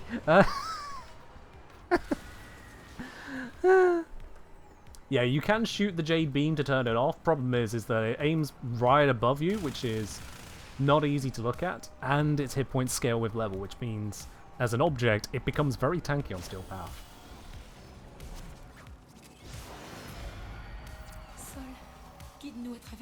Okay, we've got yet another pressure cooker one with yet another Xmas cable. I'm gonna have to crash out pause for a moment here. Why have I got yet another Xmas one?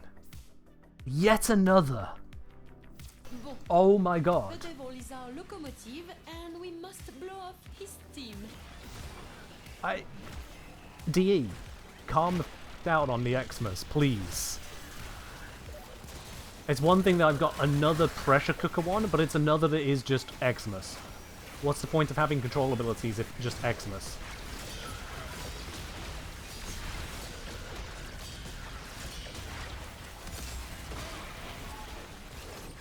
I can wipe out the majority of the Overguard and use that to scoop them. Now I need to actually focus on the objective.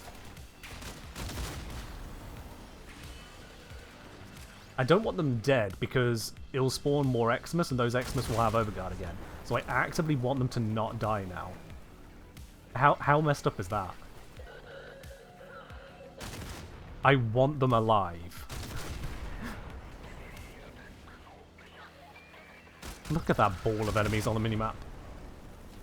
Alright. Rescoop. Yep, that'll do. There's a whole bunch that dropped off the map. Ah, shit, that means they're going to respawn. Oh, they're going to respawn. They're respawning with Overguard.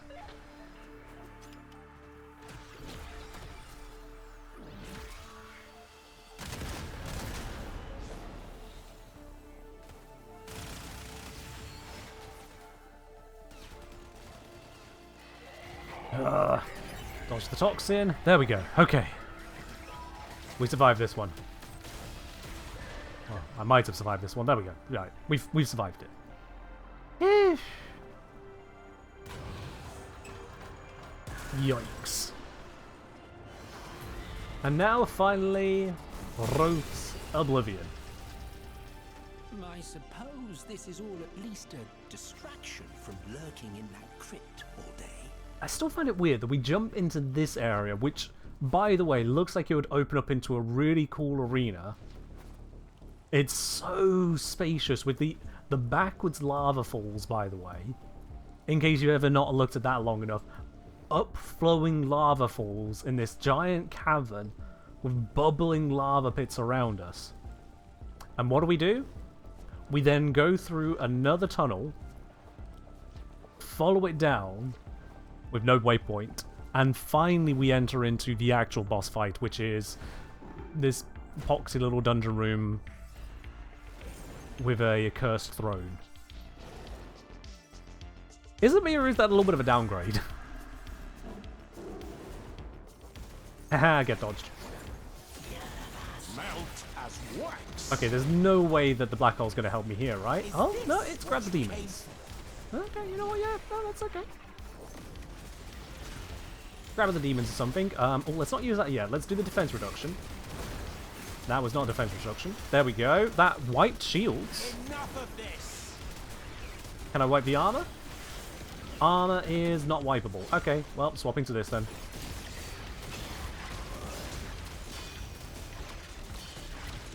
Yeah, Roth, you have your little moment. We're having a moment over here. Well, that did no damage.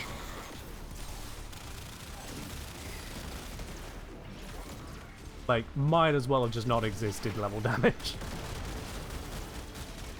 This ends now. No. Ignite my blood. I just need to shoot for the middle of the explosion of the epitaph, because that's where he's at. He's not healing, is he? I invoke devastation.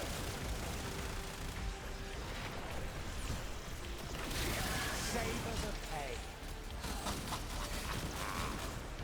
Do you smell burning? Yeah, buddy, calm down. I am the Inferno. Fair enough then, not gonna calm down. Oh, that's a nasty slash proc. Let's roll out of that. Stone.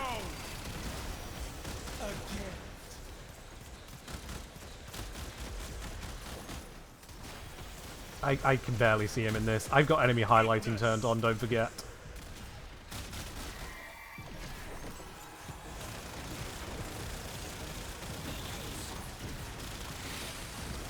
Ah yes, thank you, Orion. Throw a black hole at him, that'll work.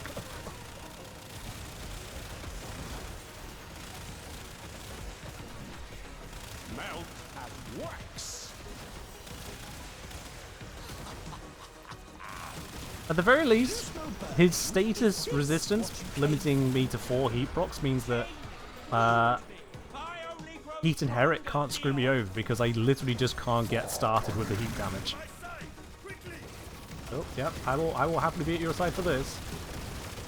Let's get another healing zone. That was not what I wanted to cast. Wow, he became a lot less tanky all of a sudden. What? Sorry, did something change? What was that? Maybe I'm forgetting a mechanic, but he just suddenly decided to die. Alright then. No.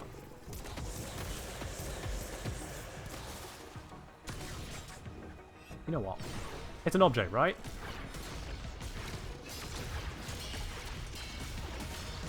Wow, it does not take the scaling damage.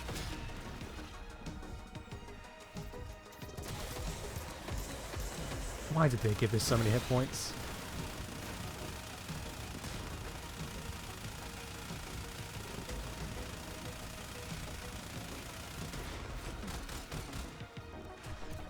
Oh, wrong button. There we go. Okay. Efficient. But effective. Okay.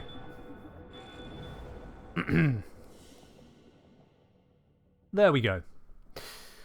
It took quite a bit of time because this is a frame that was hey, 69 may forget. This was not a frame set to clear the floors quickly, but it did survive them. I got knocked down multiple times, I got back up again, I never actually failed outright, never needed to rely on my operator to revive me there. Got 2 whole Rivens worth of Riven slivers. Plus another Riven, so you know. 4 melee Kareens. Yeah. And managed the boss fight as well.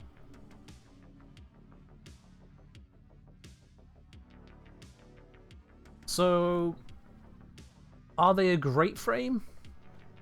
No. No, they're not a great frame. At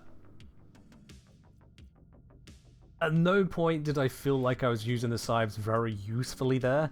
The only time that I would actually care about Gravitic Slash, which is for the armor strip, I was either against Legocytes, which can't be armor stripped, because there is no armor, or I was against Roth, who can't be armor stripped because he's a boss.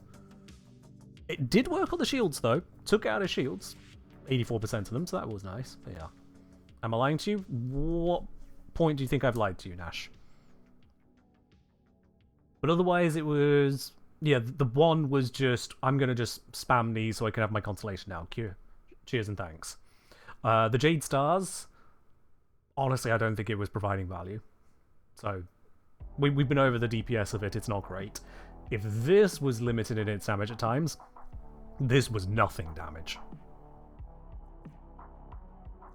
Light Sanctuary, very nice. Very nice.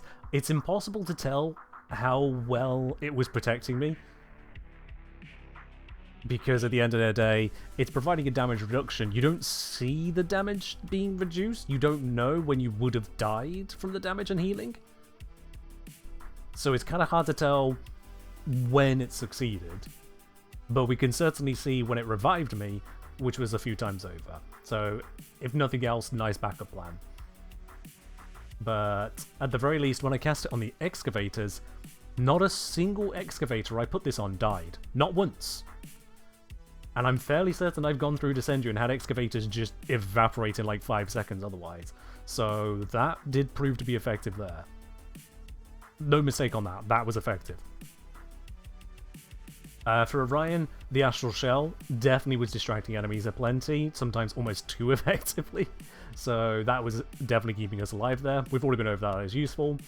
Event Horizon would be more useful if, one, it was a little easier to control where it is, two, the enemies didn't spawn with so much goddamn overguard. Oh my god, the amount of bloody overguard. So Sybil saying it'd be cool to find out if the expanding zone can still revive you if you're initially out of range but then move into it. Yes, it can. We actually did this on stream the other day. I was in the simulacrum, I got knocked by an enemy as I killed them, and so I shuffled awkwardly to the side into the zone, and it then started reviving me. So yes, that does work. If you can somehow end up in the zone when you weren't in it, it counts.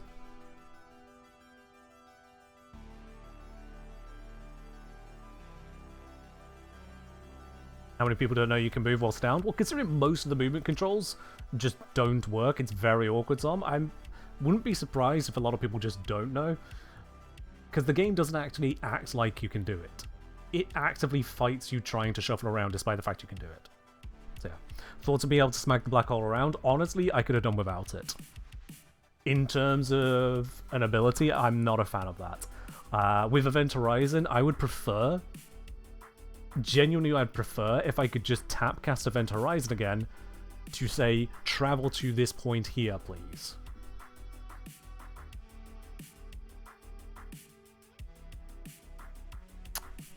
But that's not how that works.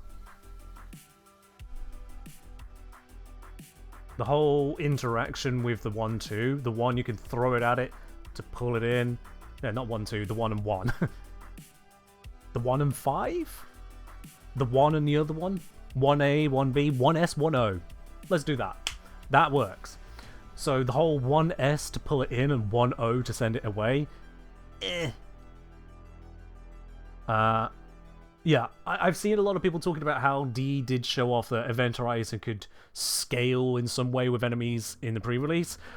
welcome to dev streams and workshops and pre-information.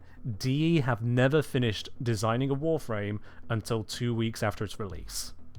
That's just how it works. So if they show you something before it's released, there's no guarantee it's going to be in. The closer we get to release, the more likely each of the features they show is going to be in, but there's never a guarantee. It is unfortunately the way that DE operate. Like, I'm not exaggerating when I say they finished designing a Warframe 2 weeks after release, because that's when they've got the data as to how other people are using it, the issues people are running into, to make some of the tweaking changes, like let's increase the radius on this from 6 to 8 meters, or let's make it where the damage on Caliban's 1 goes up tenfold. Things like that. Does Vazarin and Amalgam Serration affect the revive speed of Light Sanctuary? I haven't tested that. That's an interesting question. I'm going to make a note of that one. Is revive speed of S3 connected to Vazarin Amalgam Rifle buff? Also a top note for myself.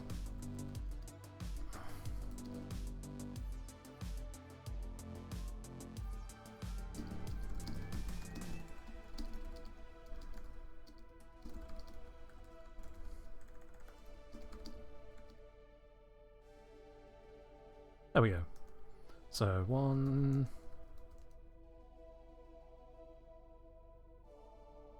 Yeah, cool. That's notes for myself on that. Not Amalgam Serration, it's another one. Oh, sorry, okay. Let's just search for Revive.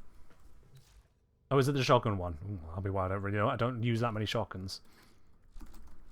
Yep, there it is. Oh my god, it's not even ranked up.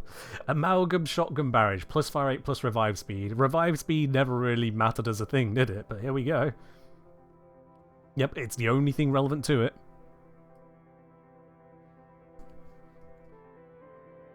Alright, I'll make the note to look into testing on that. Umbral saying, it feels like the main reason you could smack it around and extend the duration with your one was because the scaling idea they had. I mean, maybe, maybe not. Maybe it's because the other idea was, how do we make the first ability actually matter most of the time? Maybe it's because they had the tech from Jaya and they wanted to carry it over. Maybe it's because they couldn't think of another way to have that control aspect when they'd already consumed tap and holding for the whole, well, cast and switch cast. But yeah.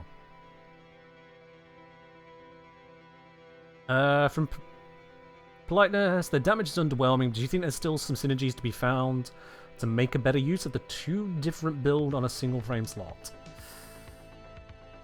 Hard to say, honestly. If you're talking about, you know, building Sirius and Orion very differently from each other, the biggest thing I can think of is that you could make one the tank and one the stats, so that then you sit in tank form until it's time to use your 4, and then when you switch into your 4, hopefully you've cast enough on the stats one so that you do stats clashes for the big stat bomber. Because the stats of the frame that is currently doing the attack are the stats used for the Celestial Clash, regardless of which one casted at the start. But to be honest with you, like, say for example I made Orion the tank one. So we're sitting in Orion most of the time with all of the tanky mods to keep Orion alive. If we want Sirius to be the stats one, we need to be switching to Sirius to cast those. So we need to be spending more time casting as Sirius than as Orion to make Sirius's clashes the ones we're using to get the stat benefits. But we still need to switch back to Orion to stay alive because Orion is our tank setup. And that seems awkward to me. Whichever way around we did that, if we did Sirius as a tank or Orion as a tank, you're going to run into this issue.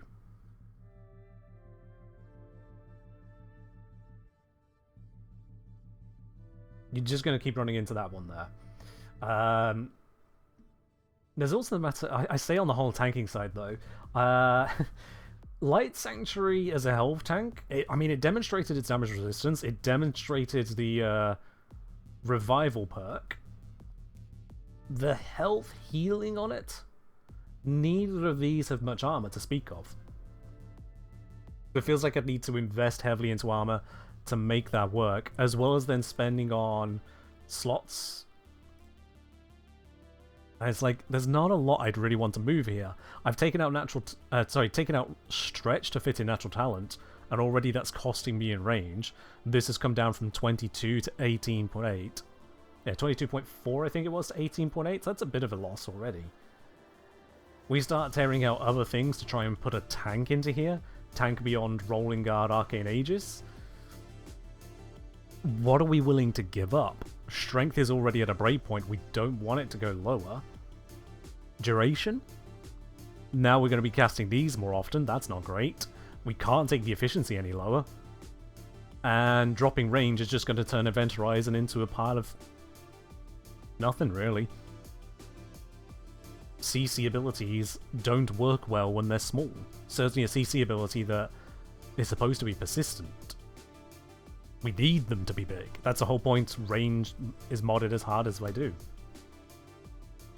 So I'm not sure what I'd give up on either frame at that point. Because for Sirius as well, we want the range to make this cover as large an area as it can. It only goes up to 23 meter radius, which sounds good at first, until you realize just how big maps are. On Jade Stars, okay, literally every single stat on Jade Stars doesn't matter, so I'm just going to skip it. The stats on this also pretty much don't matter, so I'm going to skip it. It is pretty much Light Sanctuary, but Light Sanctuary wants duration to last as long as it can. It wants radius to actually cover an area, and it wants strength to both have the damage reduction and just be worthwhile to heal, I guess. But mostly the damage reduction, which we're at the breakpoint for. Any lower and it starts to suck. More.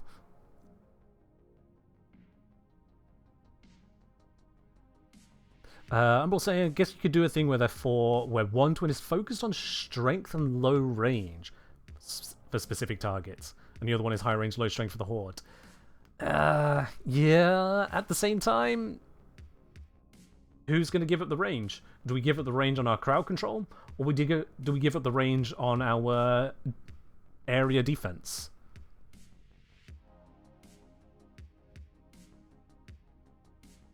Who do we give it up on then?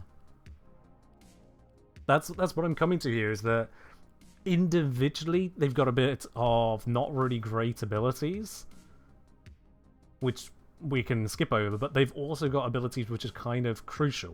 You know, Light Sanctuary is actually doing work, Astral Shell and Event Horizon are doing work, so we can't ignore them. Have I considered lower duration because I'm recasting so often? Azul, that's the opposite of what you should do if you're casting so often. I'm casting so often because I need to maintain these things. Astral Shell is a once per 54 seconds, as long as you're not missing out on the timer. And then there's Event Horizon, which is once per 27 seconds, unless you spam other abilities to give it some amount more time. This is once per 54, this is once per 46. Do I want to make those happen more frequently? Let's see, if we got 1 divided by 54 plus... Oh, no, it's 46. 1 divided by 46 plus 1 divided by 54 plus 1 divided by... That's 28, basically. Plus 1 divided by 54. 1 over that. Yeah, so between those four abilities, that's already a cast every 10 seconds. Just to maintain them all. If I've done my math right there, which I might not have.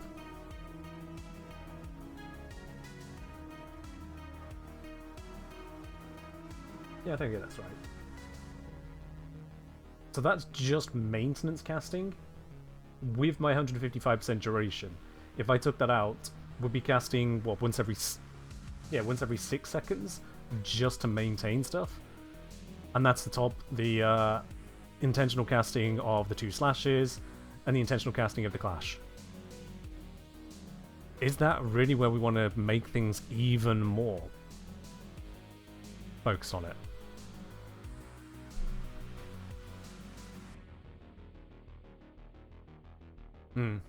Event Horizon kind of blows. I don't know. I agree on that.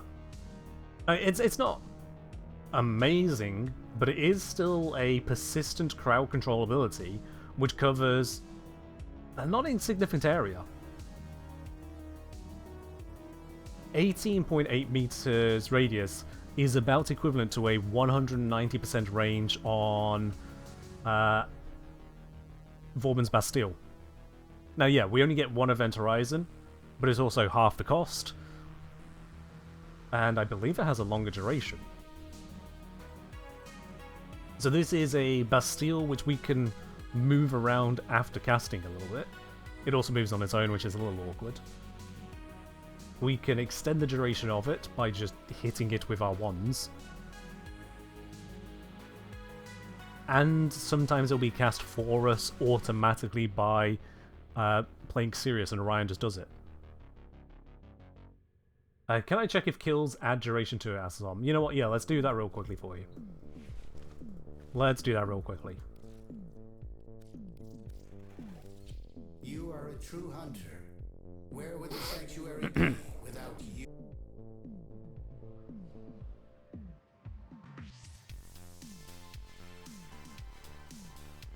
Alright. We'll go into the simulacrum here. Hopefully, Sirius is not going to cause any problems. What was the AI? Actually, no. Bitch. Okay, I can't make them too low level because he's going to try fighting them. Level 20 I should be able to get away with. Wait for it to get over there. Don't throw your ability. Come on, start grabbing them.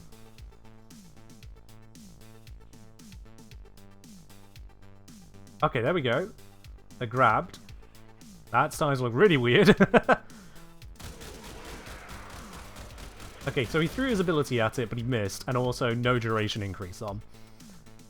So, no idea where you got it from, Zom. No idea. Whereas if I do that, smack it, pull it back, smack it, yeah. Looks like the duration can't go over its base duration, which is a little unusual.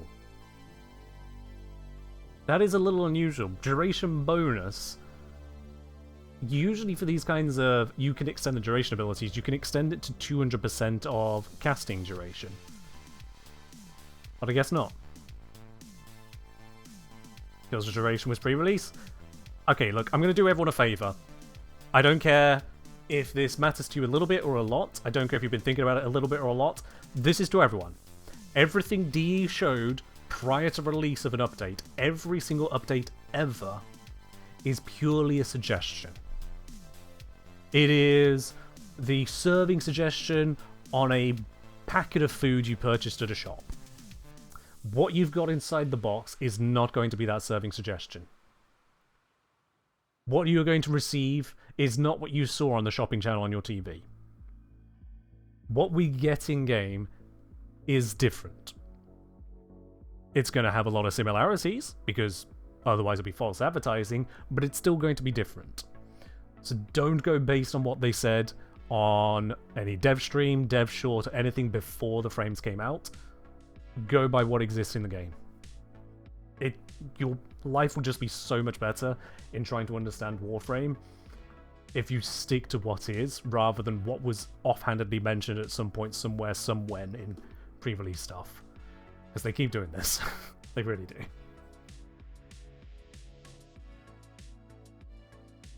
Might have been accidental hitting it? Maybe, Zom. Maybe. Maybe it's kills by the ability itself, which doesn't happen because Event Horizon can't kill. It only deals damage when it ends, so it is literally impossible for this ability to kill things in a way that would extend its duration. So it's not that. It is, as the ability says, hitting it with your wands extends the duration.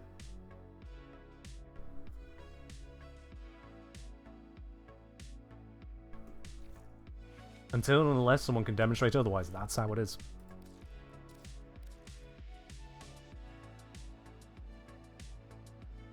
Alright,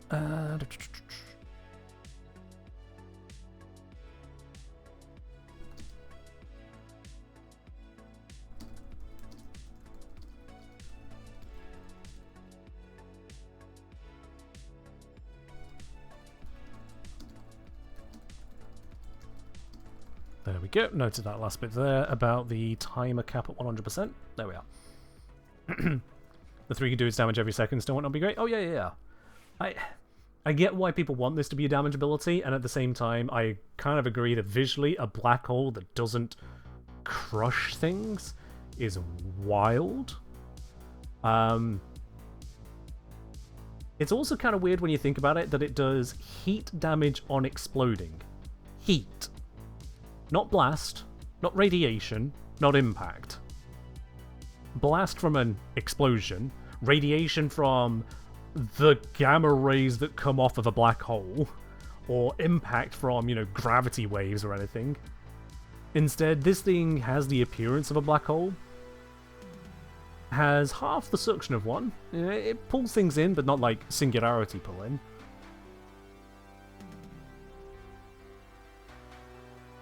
But it's thermal. Orion's a little too heavy-handed on... Actually, no, it's not even Orion that's heavy-handed on. I take that back. Sirius is the one who's heat, and then Orion heat after blast and slash. Sure.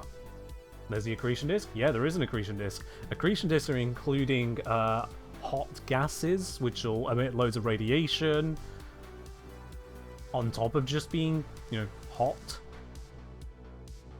Radiation damage would be the greater concern if you were close to an accretion disk than just burning from thermal energy or infrared. And then again, there's still the physical impact of rocks and whatnot that may be included in an accretion disk. Maybe with the speed of them, you can make a case for puncture. Add a real push slash. Oh yeah.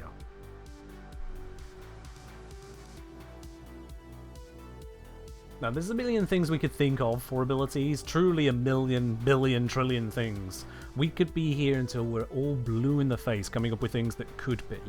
And I feel like I'm a bit of a broken record saying this. DE, maybe that's something you should consider as to why people feel the need to talk about what could be so often. But yes, we could come up with a bajillion things that could be different. Focusing on what is, the ones are unimpactful. Sirius's 2 is unimpactful, but Sirius's 3 and Orion's 2 and 3 are more than serviceable. They are more than serviceable. The 4?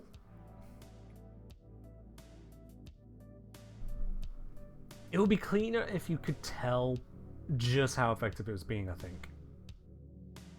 This comes back to me saying, I wish I could see in the kill breakdown how I got those kills.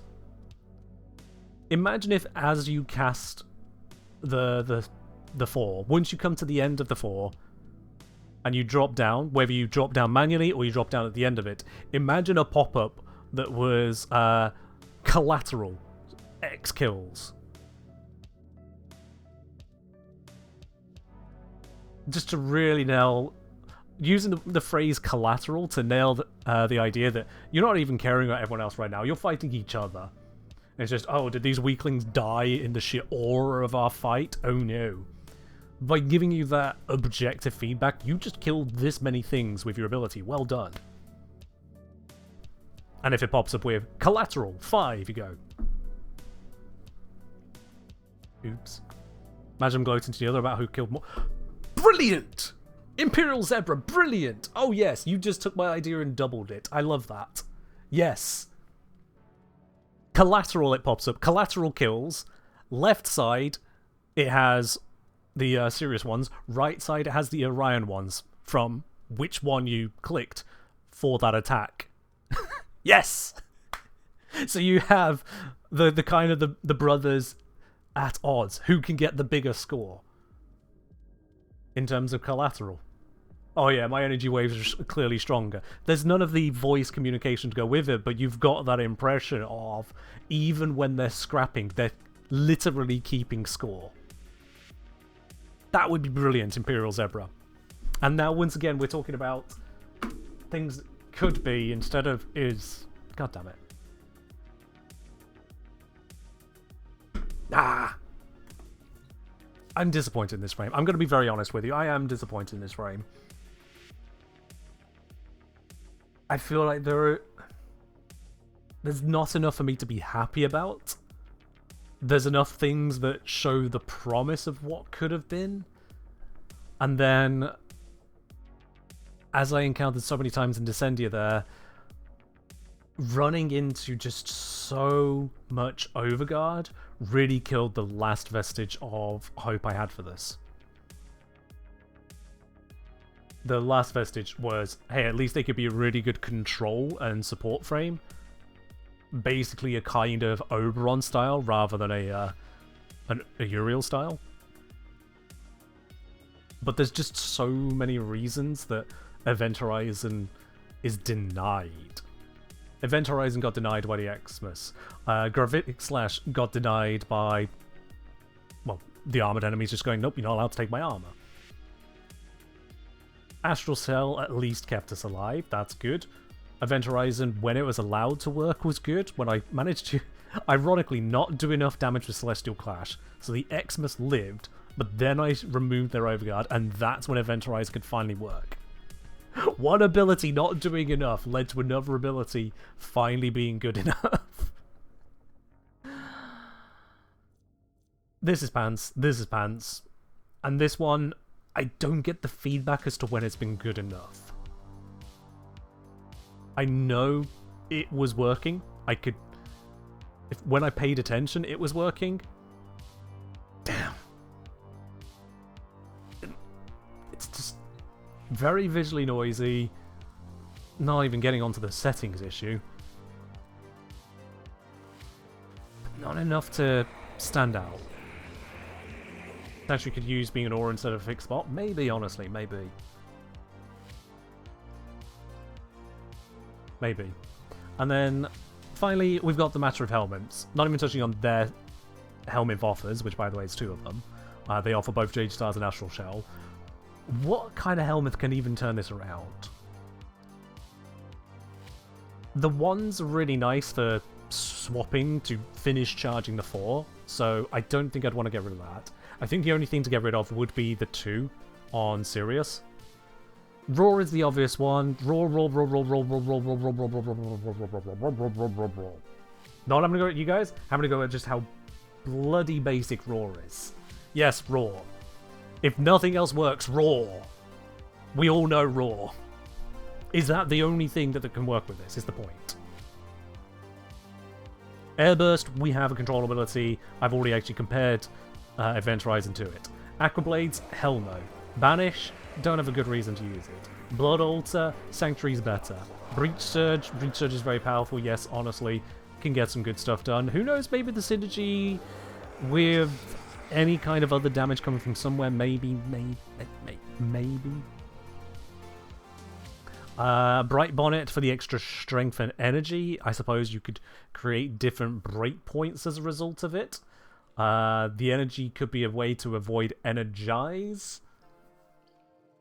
I'm not sold on it, but like, it exists. Turing Capilla, no synergy whatsoever. Core Horizon, we've already got our black hole. Condemn, seems like it's an anti-feature to black holes, and nope. Dark Verse, it's just damage and not great. Another pun? Made a pun? Oh god, what pun did I make this time? Decoy, we've got a better decoy. Defy? Because of its diminished maxed armor, it's just no good. If it could go to more than 750 armor, cool, but it can't, so, yeah. Could subsume Null Stars to pretend Jade Stars do anything? Sure. Desiccation, no benefit to us. Dispensary, maybe for energy income, that's about it. Yeah. Eclipse, for further tank, potentially. And for a damage bonus on demand. Honestly, for a damage bonus, it wipes the floor with Jade Stars. And, like I say, you can switch it to a defensive one. If anything, Eclipse is the closest I've got so far. Problem is, would it benefit Orion?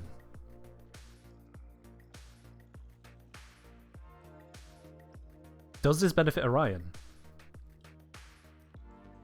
I'm going to put a note that he's testing. Does Eclipse benefit Orion when cast by Sirius. That's on my testing notes. Buffs don't carry over. I'm still going to test it. If it turns out it needs an augment, well, we've got 2 frames worth of slots. We can fit in a single augment. Elemental Ward would fall under the same thing, although to be honest, I've never been a fan of Elemental Ward. Empower, nope. Energized Munitions. It's a very niche situation, so I'm going to pass on the idea. We've got our crowd control. Evade with Crepuscular. I'm hearing Crepuscular works on the 4, so a big 4 focus, you'll get a lot of damage bonus out of that because of the way crits work. A lot of bonus out of that potentially. So that could work. Expedite Suffering. We don't put out the procs to matter. Fire Blast. No thank you. Firewalker. Don't see a reason we'd care. Fractured Blast.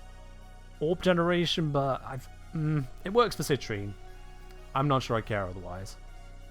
Does the 4 break invis from Cuirass and Shade? No. No, it doesn't. Because it's purely an ability.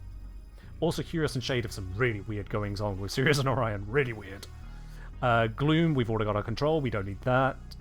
And we don't have good energy economy. Golden Instinct is irrelevant to this discussion. Hideous Resistance. Actually, Status Immunity isn't the worst idea. But if we're going to do that, we would use Titania's one. Ice Wave, pass. Infested Mobility, irrelevant to discussion. Lava, we've got crowd control already. Lull, we've got crowd control already. Lycat's Hunt. Yeah, no, we don't need that. Mark for Death, not really relevant. Is it? No, because you always start with the small damage on the 4 anyway, and there's not much else that's relevant to that, so no, pass on that. Master Summons, irrelevant to the concern. Mind Control, hard pass on that. Molt, we've got better. Nourish is Nourish, it's an obvious one. Null Star, I've never been a big fan of Null Star, I'm going to be quite honest with you, but running a high range build, Null Star's not going to survive long, and if you run low range, you just turn off pretty much everything that's good about their kit. So, pass. On Mamori, I'd rather Eclipse.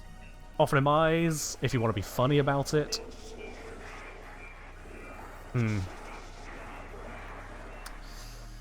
There's a lot more to think through on this, but you know what? I'm realizing also the time. So let's not overlabor that. Let's instead load up a giveaway. Let's do a platinum giveaway. We've got 75 plat to do a giveaway with. Let's just get this loaded up onto screen. I am going to BRB in just a moment whilst we get this all going here. So let's kill the out of region music. Let's open up this. If you'd like to win yourself 75 plat, exclamation mark enter in the chat for a chance to win that.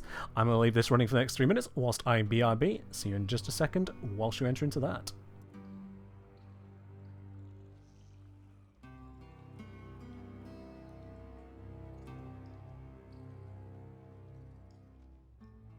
And I'll be working. 1 sec, chat.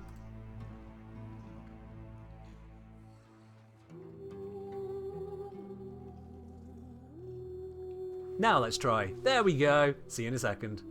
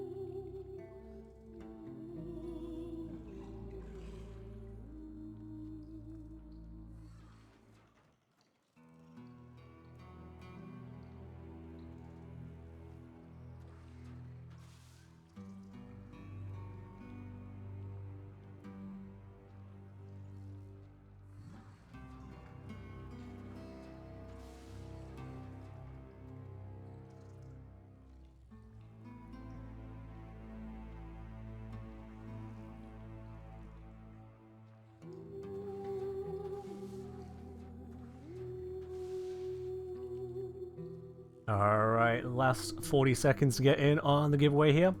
Last 40 seconds to get in on that there. If you haven't already joined in, exclamation mark enter in the chat for a chance to win that 75 plat.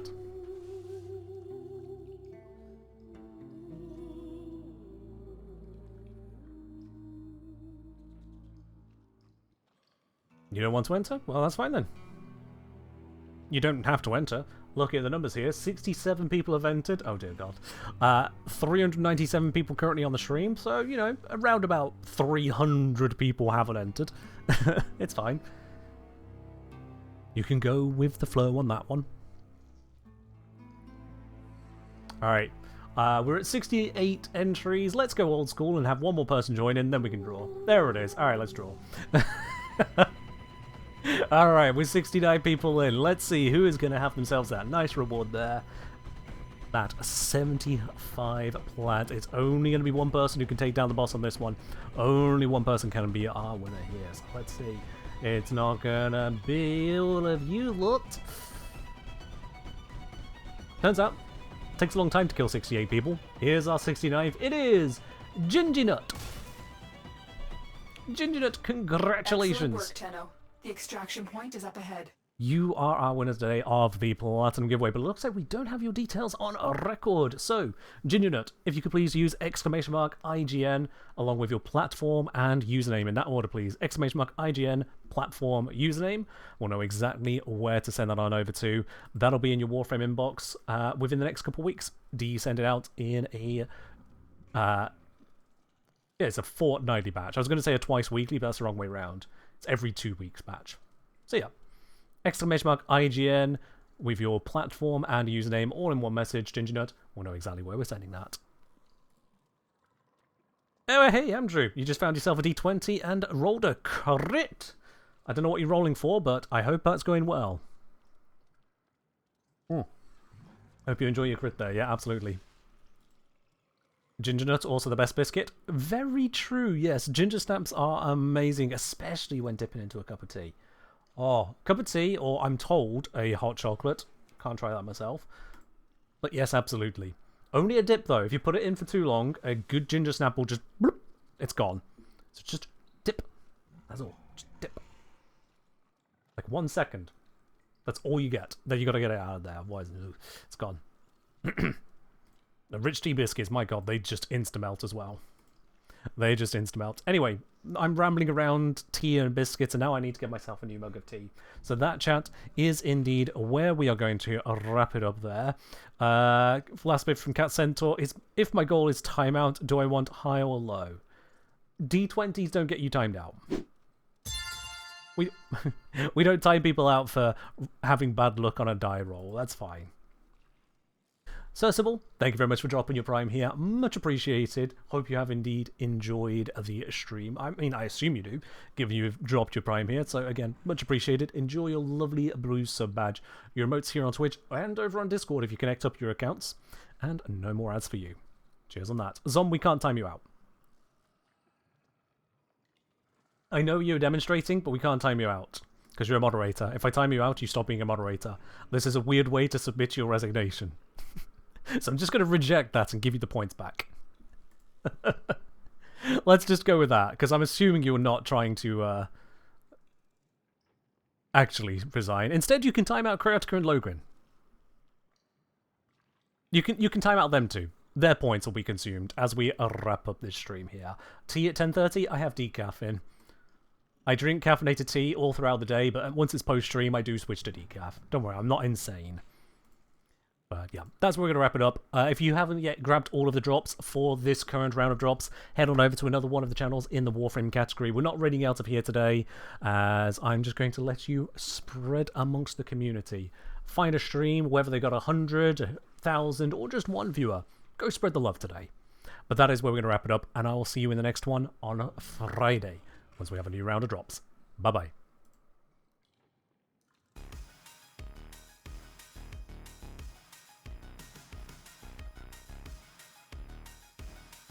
And no, I will not be live the moment the new drops go live. They go live at like 1 AM my time. No.